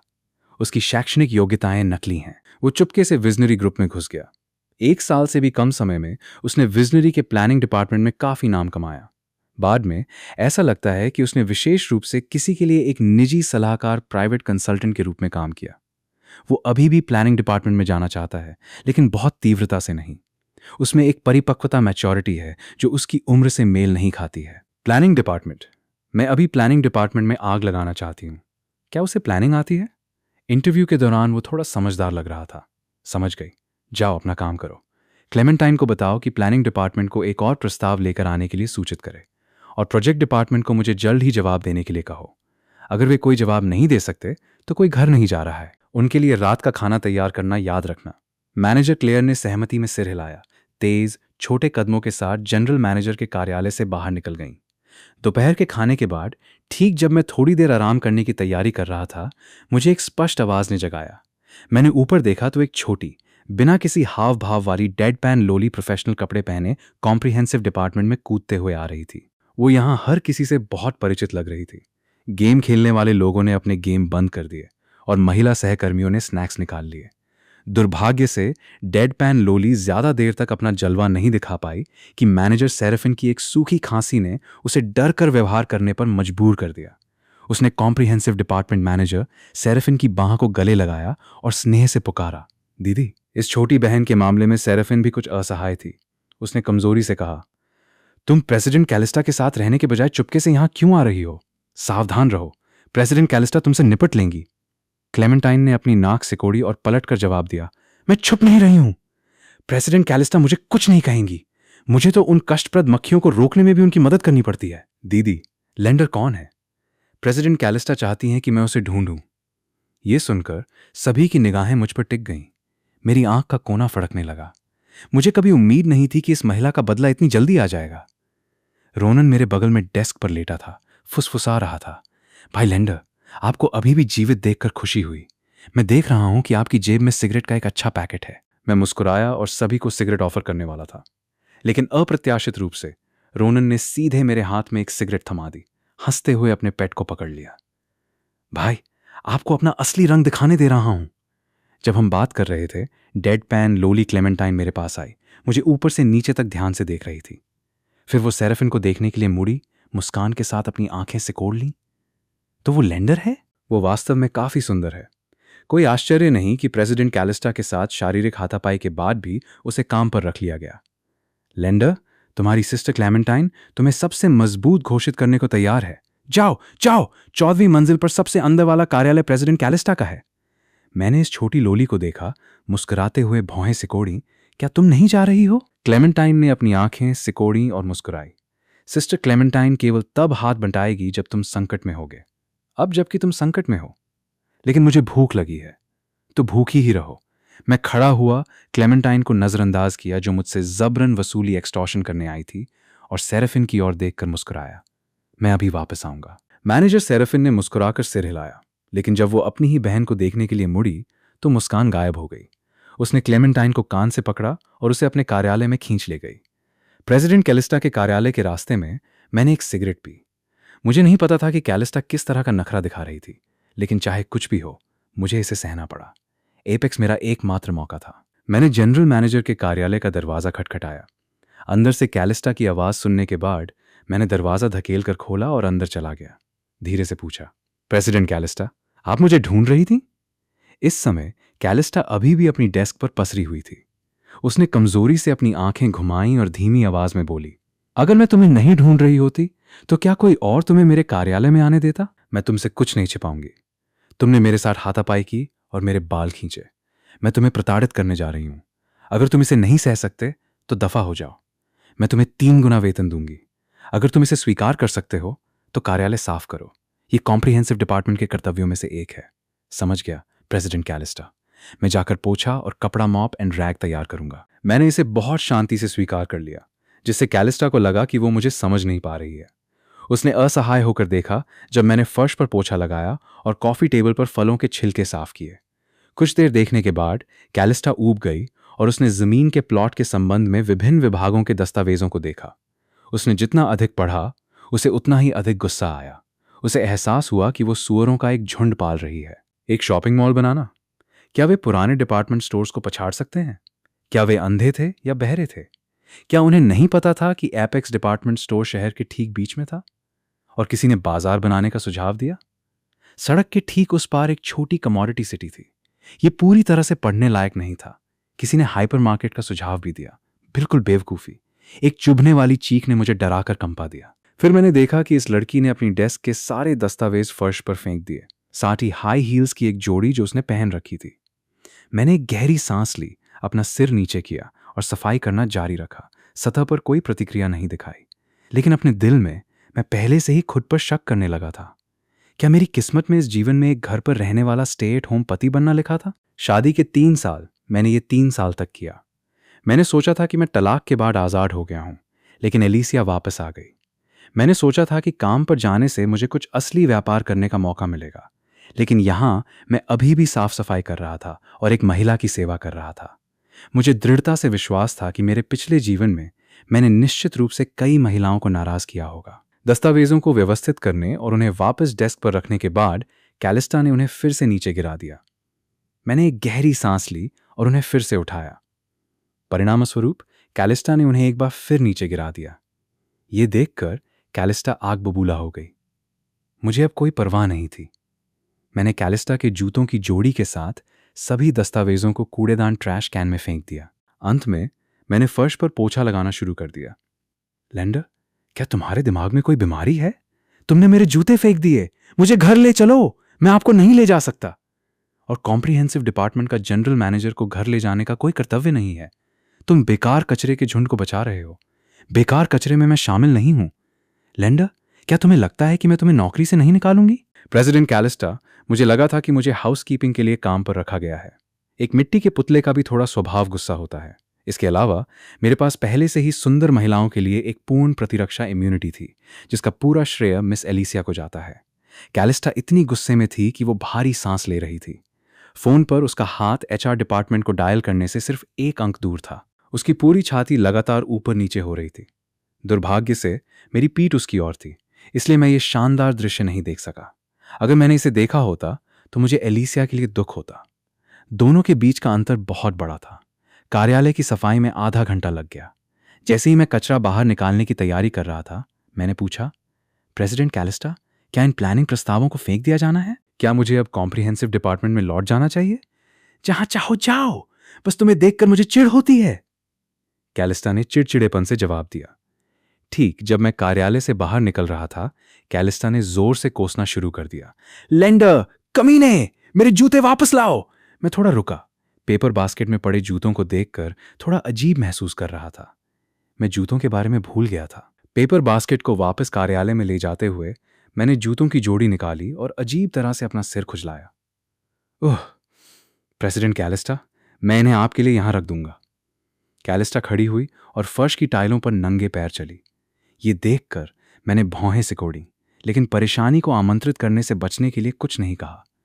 कैलिस्टा मेरे पास से गुजरी, जूते छीने उन्हें एक तरफ फेंक दिया और मेरी ओर देखा। कैलिस्टा के पास वास्तव में कोई अन्य विकल्प नहीं बचा था। उसकी लोमड़ी जैसी आंखें शिकायत और अनिच्छा से भरी थीं। लेंडर, मेरी मदद करो। मैं थोड़ा जम गया। अपने हाथ में पेपर बास्केट को नीचे देखा। मुझे इसका अंदाजा हो गया था। एक गहरी सांस लेते हुए मैंने धीरे से पूछा, आखिरी रास्ता? कैलिस्टा ने बहुत ईमानदारी से सिर हिलाया।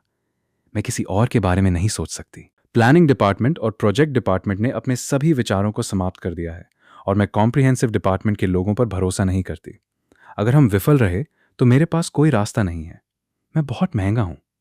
मांस फ्लेश का मुआवजा?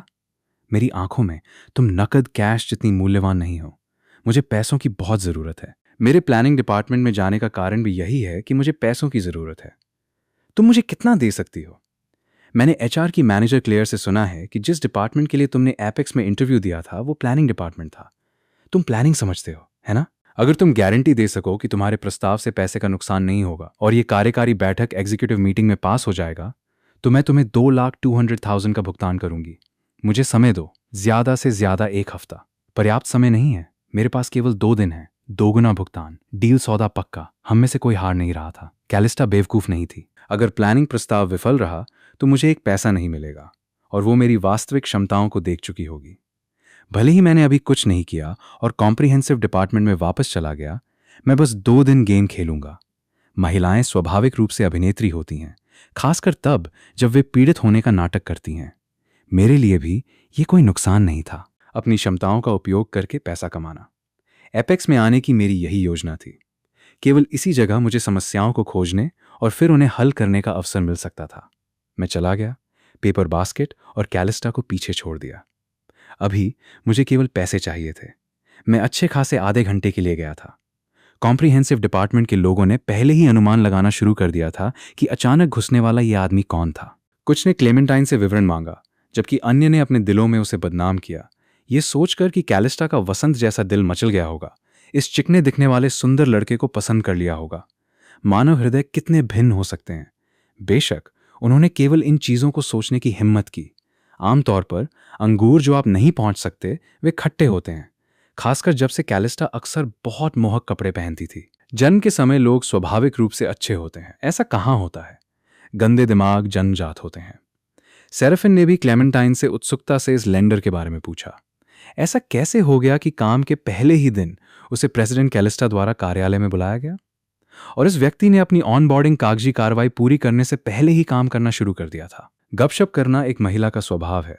यह उल्लेख करने की आवश्यकता नहीं है कि क्लेमेंटाइन, मुख्य गपशप करने वाली, यहीं थी। उसने पहले ही मेरी पूरी तरह से जांच कर ली थी। छुप छुप कर चारों ओर देखते हुए उसने अपनी आवाज कम की और फुसफुसाते हुए बोली, दीदी, ये लेंडर उतना ईमानदार नहीं है जितना दिखता है। मैंने सुना है कि पिछले शुक्रवार को उसके इंटरव्यू के दिन उसकी प्रेसिडेंट कैलिस्टा के साथ हाथापाई हुई थी। उन्होंने जमकर लड़ाई की। प्रेसिडेंट कैलिस्टा के साथ शारीरिक हाथापाई हुई। सेराफिन की आंख का कोना थोड़ा फड़का। यह घटना कंपनी में कोई रहस्य नहीं थी। शुक्रवार को लोग पहले से ही अनुमान लगा रहे थे कि किसने कंपनी की यक्षिणी लेडी, यक्ष लेडी पर हाथ उठाने की हिम्मत की। उसके दिमाग में जो छवि दिखाई दी, उसने सेराफिन को अपना माथा रगड़ने पर मजबूर कर दिया। ऐसा लग रहा था कि इस शांतिपूर्ण और शांत कॉम्प्रिहेंसिव डिपार्टमेंट ने किसी ऐसे व्यक्ति का स्वागत किया था जो बहुत शांत नहीं था। जब बहनें गपशप कर रही थीं, अंदरूनी कार्यालय के दरवाजे पर दस्तक हुई। मैनेजर सेराफिन, प्रेसिडेंट कैलिस्टा ने अपनी सेक्रेटरी को वापस आकर रिपोर्ट करने के लिए जल्दी करने को कहा है। उसके पास काम है। मैं लौट आया था। क्लेमेंटाइन ने अब कॉम्प्रिहेंसिव डिपार्टमेंट में काम चोरी करने की हिम्मत नहीं की। वो उठी और दौड़ते हुए बाहर गई। जाने से पहले डिपार्टमेंट से कुछ स्नैक्स लेना नहीं भूली। छोटी लड़की लंबी नहीं थी, लेकिन खाना लेने के लिए उसकी ताकत कम नहीं थी। इससे मुझे सोफे पर स्नैक्स को गले लगाए हुए एलिसिया की याद आ गई। मुझे जो सबसे मुश्किल लगता था वो लोगों का बिस्तर या सोफे पर सिकुड़ कर स्नैक्स खाना था, जो हर जगह गंदगी फैलाता था। अपनी कुर्सी पर बैठकर मैं शून्य में घूरने लगा। ऐसा लग रहा था कि मैं कैलिस्टा से सामग्री मांगना भूल गया था। क्या मुझे फिर से वापस जाना पड़ेगा? कैलिस्टा के मुंह को याद करके मैं सिहर उठा। बाद में करना ही बेहतर है। जब वो खाली हो जाएगी तो मैं क्लेमेंटाइन से इसके बारे में पूछ लूंगा। अगर बात बिगड़ गई तो मैं सौम्य मैनेजर सेराफिन से पूछ सकता हूं। जब मैं ख्यालों में खोया हुआ था, रोनन अपनी कुर्सी खींचकर मेरे बगल में आ गया। धीरे से हंसते हुए बोला, भाई लैंडर, क्या सफर सुरक्षित रहा? क्या प्रेसिडेंट कैलिस्टा ने शुक्रवार को जो हुआ उसका बदला लिया? मैंने हाथ बढ़ाया, रोनन के सिर को नीचे दबाते हुए हंसा और उसे कोसते हुए कहा, तुम एक औरत से ज्यादा गपशप क्यों कर रहे हो? तुमने सच में सही अनुमान लगाया। प्रेसिडेंट कैलिस्टा ने मुझसे बदला लिया। मुझसे उनका कार्यालय साफ करवाया और फिर मुझ पर काम का ढेर लगा दिया। अगर मुझे पता होता कि वो बॉस है तो मैं उन पर हाथ नहीं उठाता, है ना? अरे छोड़ो भाई लैंडर, ऐसा दिखावा मत करो जैसे तुम्हें कोई बढ़िया सौदा मिल गया हो और फिर भी तुम शिकायत कर रहे हो। भले ही प्रेसिडेंट कैलिस्टा का स्वभाव थोड़ा विस्फोटक है, वो एक प्रमाणित देवी है। बहुत से लोग बस उन्हें कुछ और बार देखने के लिए डांट खाना पसंद करेंगे। अगली बार अगर तुम चाहो तो तुम अंदर जाना। रोनन का चेहरा नीचता से भरा था, जबकि मेरी आंखें चमक उठीं उसे गंभीरता से देखते हुए। तुमने कहा था इसे वापस नहीं लेना। मैंने सुना है प्रेसिडेंट कैलिस्टा ने आज मिनी स्कर्ट और हाई हील्स पहनी हुई हैं। तुम्हें इस तरह की फैटिश शौक है? मैं कोड़े खाने को तैयार हूं। रोनन के नीच लुक ने मुझे बहुत असहाय महसूस कराया। उसी क्षण हमारे सामने बैठी एक लड़की ने परवर्ट विकृत बड़बड़ाया, जिसके कारण रोनन ने मुझे छोड़ दिया और उस लड़की के साथ परवर्ट बनाम सच्चा प्यार पर बहस करने चला गया। रोनन का व्यक्तित्व वास्तव में मुझे काफी सहज महसूस कराता था। थके बिना दोस्त बनाना काफी अच्छा था। मेरे पास लोगों के खिलाफ साजिश रचने की ऊर्जा भी नहीं थी। उसी क्षण दरवाजे से जल्दबाजी में कदमों की गड़गड़ाहट आई। क्लेमेंटाइन अपनी बाहों में 20 से अधिक फाइल फोल्डर पकड़े हुए लौट आई थी। क्लेमेंटाइन का पक्ष जीतने का मौका देखकर कॉम्प्रिहेंसिव डिपार्टमेंट के जानवर जल्दी से मदद करने के लिए आगे बढ़े, लेकिन उन्हें एक एक करके लात मारकर दूर कर दिया गया। मैं सिर्फ एक बच्ची हूं, तुम लोग मेरा फायदा उठाने की कोशिश मत करो। जैसे ही उसने बात की, दस्तावेजों का एक बड़ा ढेर पकड़े हुए वो मेरे पास आई और हंफ के साथ उन्हें मेरी डेस्क पर पटक दिया। मैं पीछे झुका, अपने सामने रखी फाइलों को देखा। मेरे मुंह का कोना थोड़ा फड़का। क्लेमेंटाइन ने अपनी जेब से रेड बुल का एक कैन निकाला और उसे भी डेस्क पर पटक दिया। हाँफते हुए बोली, प्रेसिडेंट कैलिस्टा ने कहा, यह सारी सामग्री तुम्हें देने के लिए, और उन्होंने मुझसे कहा तुम्हारे लिए कॉफी लाने को। मैं गरीब हूं, इसलिए मैं मार्केटिंग डिपार्टमेंट गई और तुम्हारे लिए एक ड्रिंक चुरा लाई। प्रेसिडेंट कैलिस्टा को मत बताना।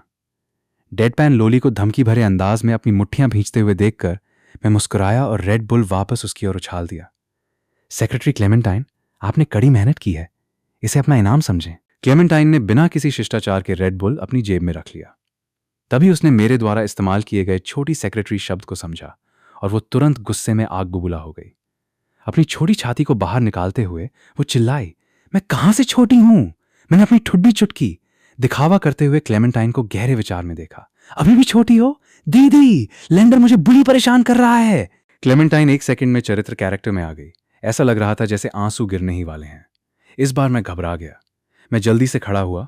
माफी मांगना सही नहीं था और माफी न मांगना भी सही नहीं था। उसी क्षण सेराफिन कार्यालय से बाहर चली गई, अपनी बहन के सिर पर थपथपाया और फिर मुझे देखकर मुस्कुराई। वो मेरी सगी छोटी बहन है। वो आमतौर पर काम चोरी करने के लिए कॉम्प्रिहेंसिव डिपार्टमेंट आती है और उसे बदमाशी करना पसंद है। लैंडर, इसकी बातों को दिल पर मत लेना। तो वे सगी बहनें थीं। सौम्य मैनेजर सेराफिन को इतनी शरारती छोटी बहन कैसे मिल गई? मैंने अपना सिर खुजलाया। मुड़ने पर मुझे एहसास हुआ कि मेरे सहकर्मी छुपकर हंस रहे थे।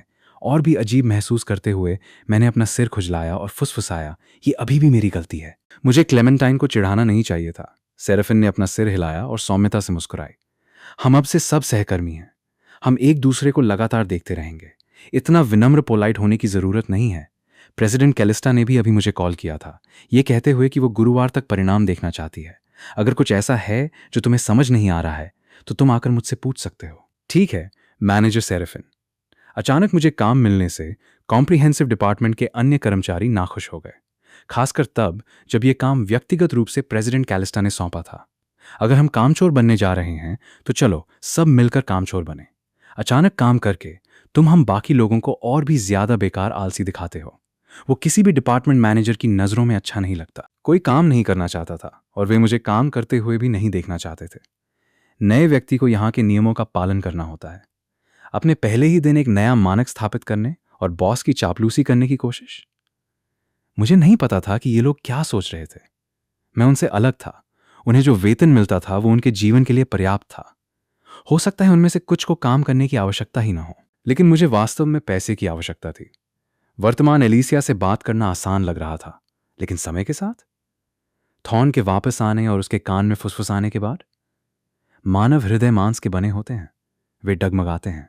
एक गहरी सांस लेते हुए मैंने ये देखने के लिए सबसे बुनियादी सामग्री खोजी कि वास्तव में ये कठिन समस्या क्या थी जिसने संपूर्ण प्लानिंग डिपार्टमेंट के प्रस्तावों को मिटा दिया था। पूरी दोपहर पढ़ने के बाद रोनन ने आवाज दी कि काम से छुट्टी का समय हो गया है।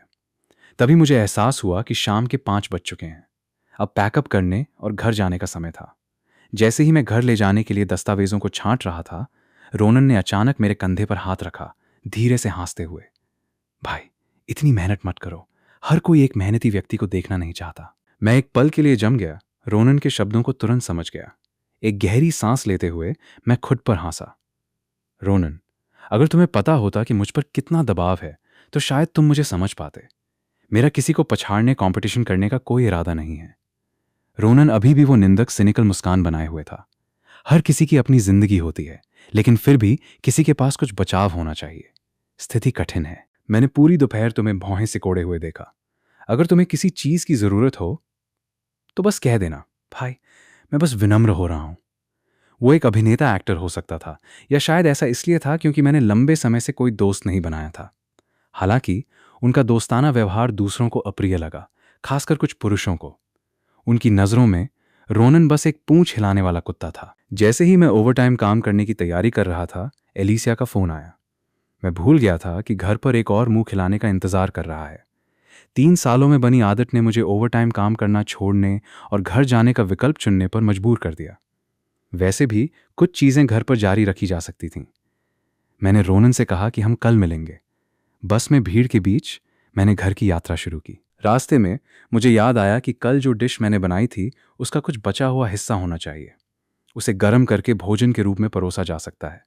लेकिन फिर मैंने इस विचार पर सवाल उठाया, क्या एलिसिया सहमत होगी? हमारा पहले ही तलाक हो चुका था। मुझे उसके विचारों की परवाह क्यों करनी थी?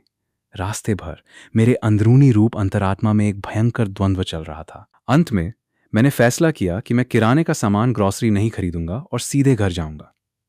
जब मैंने दरवाजा खोला, एलिसिया को आलू के चिप्स खाते हुए सोफे पर सिकुड़ कर बैठे देखा तो मेरे माथे पर काली रेखाएं, चिंता की लकीरें उभर आईं। वो ऐसी लग रही थी जैसे वो भूख से मर रही हो। एलिसिया ने भी मुझे देखा, जल्दी से चिप्स छिपाए सोफे पर घुटनों के बल बैठी और चिल्लाई कि उसे भूख लगी है। उसने मेरी सास को यह बताने के लिए कॉल करने की धमकी दी कि मैं उसके साथ दुर्व्यवहार कर रहा हूं। मैंने एक गहरी सांस ली। मेरे काम का पहला दिन व्यस्त था। मुझे अभी इसकी आदत नहीं है। बेहतर होगा कि तुम माए को कॉल न करो। कुछ दिन पहले वो बस पूछ रही थी कि क्या हम नए साल के लिए वापस आ रहे हैं। अगर उन्हें पता चल गया कि हमारा तलाक हो गया है तो तुम ठीक रहोगी, लेकिन मैं शायद मारा जाऊंगा। उफ, नया साल आने में अभी भी महीनों बाकी हैं। बकबक करना बंद करो। मैं भूख से मर रही हूं। क्या तुमने ग्रॉसरी खरीदी? वे रसोई में हैं। जाओ, जल्दी करो। अगर तुम नहीं गए तो मैं माए को बता दूंगी कि तुमने ही तलाक मांगा था। एलिसिया ने मेरी माए को संबोधित करने का तरीका नहीं बदला था और मैंने उस पर कोई ध्यान नहीं दिया। मैं रात का खाना बनाने की तैयारी के लिए रसोई में चला गया। काउंटर पर फेंके गए किराने के सामान को देखकर मैं थोड़ा भ्रमित महसूस कर रहा था। मैं मुस्कुराए बिना नहीं रह सका। वे लगभग सभी चीजें थीं जो मुझे खाना पसंद थीं। मुझे नहीं पता था कि एलिसिया ने यह गलती से किया था या जानबूझकर। खाना पकाने में व्यस्त मुझे अचानक कैलिस्टा द्वारा दिया गया काम याद आ गया और मैं पूछे बिना नहीं रह सका। एलिसिया, मैंने सुना है कि शिनलिंग जिले में हवाई अड्डे एयरपोर्ट की सीमा के पास जमीन का एक टुकड़ा पुनर्विकास रीडेवलपमेंट के लिए बोली पर जा रहा है। क्या तुम्हारे विजनरी ने इसके लिए बोली लगाई? ये कोई बोली प्रक्रिया बिडिंग प्रोसेस नहीं है। शहर उद्यमों एंटरप्राइजेस के बीच से एक बलि का बकरा फॉल गाय चुन रहा है जो इसे ले सके। कोई फर्क नहीं पड़ता कि आप उस जमीन को कैसे विकसित करते हैं, ये एक घाटा है। निदेशक मंडल बोर्ड ऑफ डायरेक्टर्स ने जुगाड़ लगाया है, इसलिए विजनरी बस इसमें साथ दे रहा है। क्या तुम्हारी नई कंपनी भी दौड़ में है? एलिसिया किसी समय रसोई के दरवाजे पर दिखाई दी, चौखट के सहारे झुकी हुई, अपना सिर झुकाकर मुझे खाना बनाते हुए देख रही थी। उसकी अचानक आई आवाज ने मुझे चौंका दिया। मैं मुड़ा, भौहें सिकोड़ी। तुम यहां अंदर क्यों हो? मुझे नहीं पता कि वे दौड़ में हैं या नहीं। मैंने बस सहकर्मियों को इसके बारे में बात करते हुए सुना, इसलिए मैं उत्सुक था और पूछ लिया। यह निश्चित रूप से पैसे का नुकसान करने वाला है। हवाई अड्डा, एयरपोर्ट, नौसिखिए, रूकी पायलटों को प्रशिक्षित करने के लिए है, इसलिए इसे स्थानांतरित मूव नहीं किया जा सकता। जुआंगशी शहर के ठीक सामने एक पुराना रिहायशी इलाका है। हवाई जहाज कभी कभी रात में प्रशिक्षण अभ्यास करते हैं और निवासियों का हवाई अड्डे के साथ बहुत अप्रिय संघर्ष हुआ है। हमारे सरकारी कार्यालय, गवर्नमेंट ऑफिस भी जबरदस्ती स्थानांतरण रिलोकेशन नहीं करा सकते, लेकिन वे भी पैसा नहीं खोना चाहते, इसलिए वे एक बलि का बकरा ढूंढ रहे हैं। जमीन के इस टुकड़े को पैसे से खरीदना होगा। वे इसे नीलामी ऑक्शन कहते हैं, लेकिन नीलामी से पहले ही किसी को आदेश मिल जाएगा। जिसे भी दिया जाए वो सिर्फ एक औपचारिकता है। सालों से सरकार हमारे कुछ समूहों, कॉन्ग्लोमरेट्स को सुविधाएं दे रही है, इसलिए कोई वास्तव में मना नहीं कर सकता। आप वहां एक रिहायशी क्षेत्र नहीं बना सकते और एक शॉपिंग मॉल भी काम नहीं करेगा। अगर ये बहुत छोटा है तो ये बहुत छोटा लगता है, और अगर ये बहुत ऊंचा है तो हवाई अड्डा इसकी अनुमति नहीं देगा। ये एक झमेला है। मैं कुछ हद तक उम्मीद करती हूं कि एपेक्स इसे ले ले, फिर उनके पास विजनरी के साथ प्रतिस्पर्धा करने की ऊर्जा नहीं होगी। खाना पकाने पर ध्यान केंद्रित करते हुए मेरे दिमाग में एक सामान्य विचार आ गया। ऐसा लग रहा था कि कैलिस्टा पहले से ही जानती थी कि यह झमेला एपेक्स के सिर पर पड़ने वाला है। 2 दिनों के लिए 4 लाख। अगर यह घाटा हुआ तो कितना घाटा होगा? अगर जमीन को 5 साल तक अविकसित छोड़ दिया गया तो इसे वापस ले लिया जाएगा। सरकार उन्हें निर्माण करने के लिए मजबूर करेगी। चाहे कुछ भी बनाया जाए, जमीन की लागत और उद्योग इंडस्ट्री के निर्माण की गणना करते हुए ये उतना ही होगा जितना मैं तुम्हारा कर्जदार हूं। मैं जिस बारे में बात कर रही हूं वो घाटा है। वास्तव में सबसे महत्वपूर्ण बात प्रतिष्ठा है। इन बेकार बातों के बारे में सोचना बंद करो। पहले ये सोचो कि मुझे पैसे कैसे वापस करने हैं। मुझे तलाक देने के बारे में सोचने से मुझे बहुत गुस्सा आता है। मुझे आज रात के खाने के लिए 4 व्यंजन और एक सूप चाहिए। ओह, और मुझे एक 8 ट्रेजर बॉक्स चाहिए। क्या अंडे के छिलके हैं? क्या तुम उन्हें खाने वाले हो या नहीं? मैंने एलिसिया को नजरअंदाज किया। रात के खाने के दौरान मेरे पैर पर 1 दर्जन से अधिक बार पैर रखा गया। मैंने इसे अपने ऊपर हावी नहीं होने दिया। रात के खाने के बाद एलिसिया तूफान की तरह ऊपर चली गई। मुझे समझ नहीं आ रहा था कि वो अचानक फिर से गुस्सा क्यों हो गई। मैंने उसे उकसाया तक नहीं था। अगर मैं इसे समझ नहीं पाया तो मैं इसके बारे में नहीं सोचूंगा। सफाई के बाद मैं भी दूसरी मंजिल पर वापस चला गया। अपने हाथों में सामग्री की समीक्षा करना जारी रखा। मुझे अभी प्रस्ताव बनाने की जल्दी नहीं थी। मुझे इस शहर के नजरिए से शुरुआत करने की जरूरत थी। मैं अपना ध्यान केवल इस एक जमीन के टुकड़े तक सीमित नहीं रख सकता था। जब मैं व्यस्त था, बेडरूम का दरवाजा धकेल कर खोला गया। एलिसिया अपने पजामा पहने हुए अचानक मुझ पर झपटी, मारने और काटने लगी, जब तक कि उसने मुझे अपने नीचे नहीं दबा लिया। जीत की घोषणा करने के बाद वो आत्मसंतुष्ट, स्मग दिखती हुई चली गई और आसानी से मेरा फोन भी ले गई। उसने सीधे तौर पर मुझे बताया कि तलाक के लिए एक कूलिंग ऑफ पीरियड सोचने विचारने का समय होता है। मैंने थॉर्न को ब्लॉक कर दिया है, इसलिए तुम भी ठीक से व्यवहार करो। अगर तुमने मेरी पीठ पीछे दूसरी औरतों से जुड़ने हुकअप की हिम्मत की तो बेहतर होगा कि तुम मुझे अभी पैसे चुका दो। मैंने एलिसिया को असहाय रूप से देखा और आह भरी। सिर्फ एक बेवकूफी ऐसा आदमी चुनेगा जिस पर 4 मिलियन का कर्ज हो। इसके अलावा मेरे पास वीचैट भी नहीं है। मैं किसके साथ हुकअप करूंगा? मेरे पास जो एकमात्र QQ अकाउंट था उसे तुमने डिलीट कर दिया था। एलिसिया, यहां आओ, हमें बात करनी है। तुमने बिना किसी स्पष्टीकरण के मुझे पीटा। यहां आओ। मुझे उठता देख एलिसिया ने जल्दी से मेरे फोन का इस्तेमाल करके एक नंबर डायल किया। जैसे ही मैं खड़ा हुआ, एलिसिया चिल्लाई, बातें हाथ से बाहर जा रही हैं। मुझे कभी उम्मीद नहीं थी कि एलिसिया वास्तव में मेरी माँ को फोन करेगी। मैंने अपना सारा काम छोड़ दिया और फोन पर अपनी माँ को समझाया कि एलिसिया और मैं बस मजाक कर रहे थे और मेरा उसे मारने का कभी कोई इरादा नहीं था। फोन उस बूढ़े मेरे पिता ने छीन लिया, जिसने कोई स्पष्टीकरण सुने बिना ही मुझे पूरी तरह से डांटना शुरू कर दिया। बूढ़े व्यक्ति ने इस जीवन में बहुत कुछ हासिल नहीं किया था, लेकिन उनकी एक अच्छी बात थी, उन्होंने कभी मेरी माँ से खाना नहीं बनवाया, न ही वो कभी उन पर गुस्सा हुए। ये सुनकर कि मैं कथित तौर पर अपनी पत्नी को मार रहा था, बूढ़े व्यक्ति इसे बर्दाश्त नहीं कर सके। अंत में मैंने एलिसिया से विनती की कि वो मामले को सुलझने से पहले मेरे लिए गवाही दे। मेरी माँ ने आदेश जारी किया, हमें इस साल नए साल के लिए घर वापस जाना होगा। बूढ़ा जोड़ा यहां आकर हमें परेशान नहीं करेगा। अगर बच्चे घर नहीं आए तो उन्हें नए साल जैसा महसूस नहीं होगा। फोन कट गया। मैं टाटामी मैट पर लेट गया, छत की ओर देखते हुए शक्तिहीन महसूस कर रहा था। भूल जाओ, भूल जाओ। अब वे चाहते हैं कि हम नए साल के लिए वापस जाएं। अगर तुम नहीं जाती तो माँ इसकी तह तक जाएंगी। अगर उन्हें पता चल गया कि हमारा तलाक हो गया है तो तुम्हारी प्राथमिक कार्य योजना, प्राइमरी बेस ऑफ ऑपरेशंस, लगभग खत्म हो गई समझो। एलिसिया मेरे बगल में पालथी मारकर बैठ गई, तिरस्कार में मुंह फुलाए हुए। देखो तुम कितने दयनीय पैथेटिक हो। मैं नए साल के लिए वापस जाऊंगी। माए से मिलने का तुमसे कोई लेना देना नहीं है। माए मेरे साथ विवियन की तुलना में बहुत बेहतर व्यवहार करती हैं। जाओ जाओ जाओ, जाकर नहा लो। तुम वैसे भी आज रात मेरे साथ नहीं सो रहे हो। मैं मुंह धोने जा रही हूं। एलिसिया, क्या तुम आधी कुत्ता हो? छोड़ो। जब एलिसिया और मैं मजाक कर रहे थे, थॉर्न पहले ही देश वापस आने के लिए उड़ान में सवार हो चुका था। वो अब और इंतजार नहीं कर सकता था।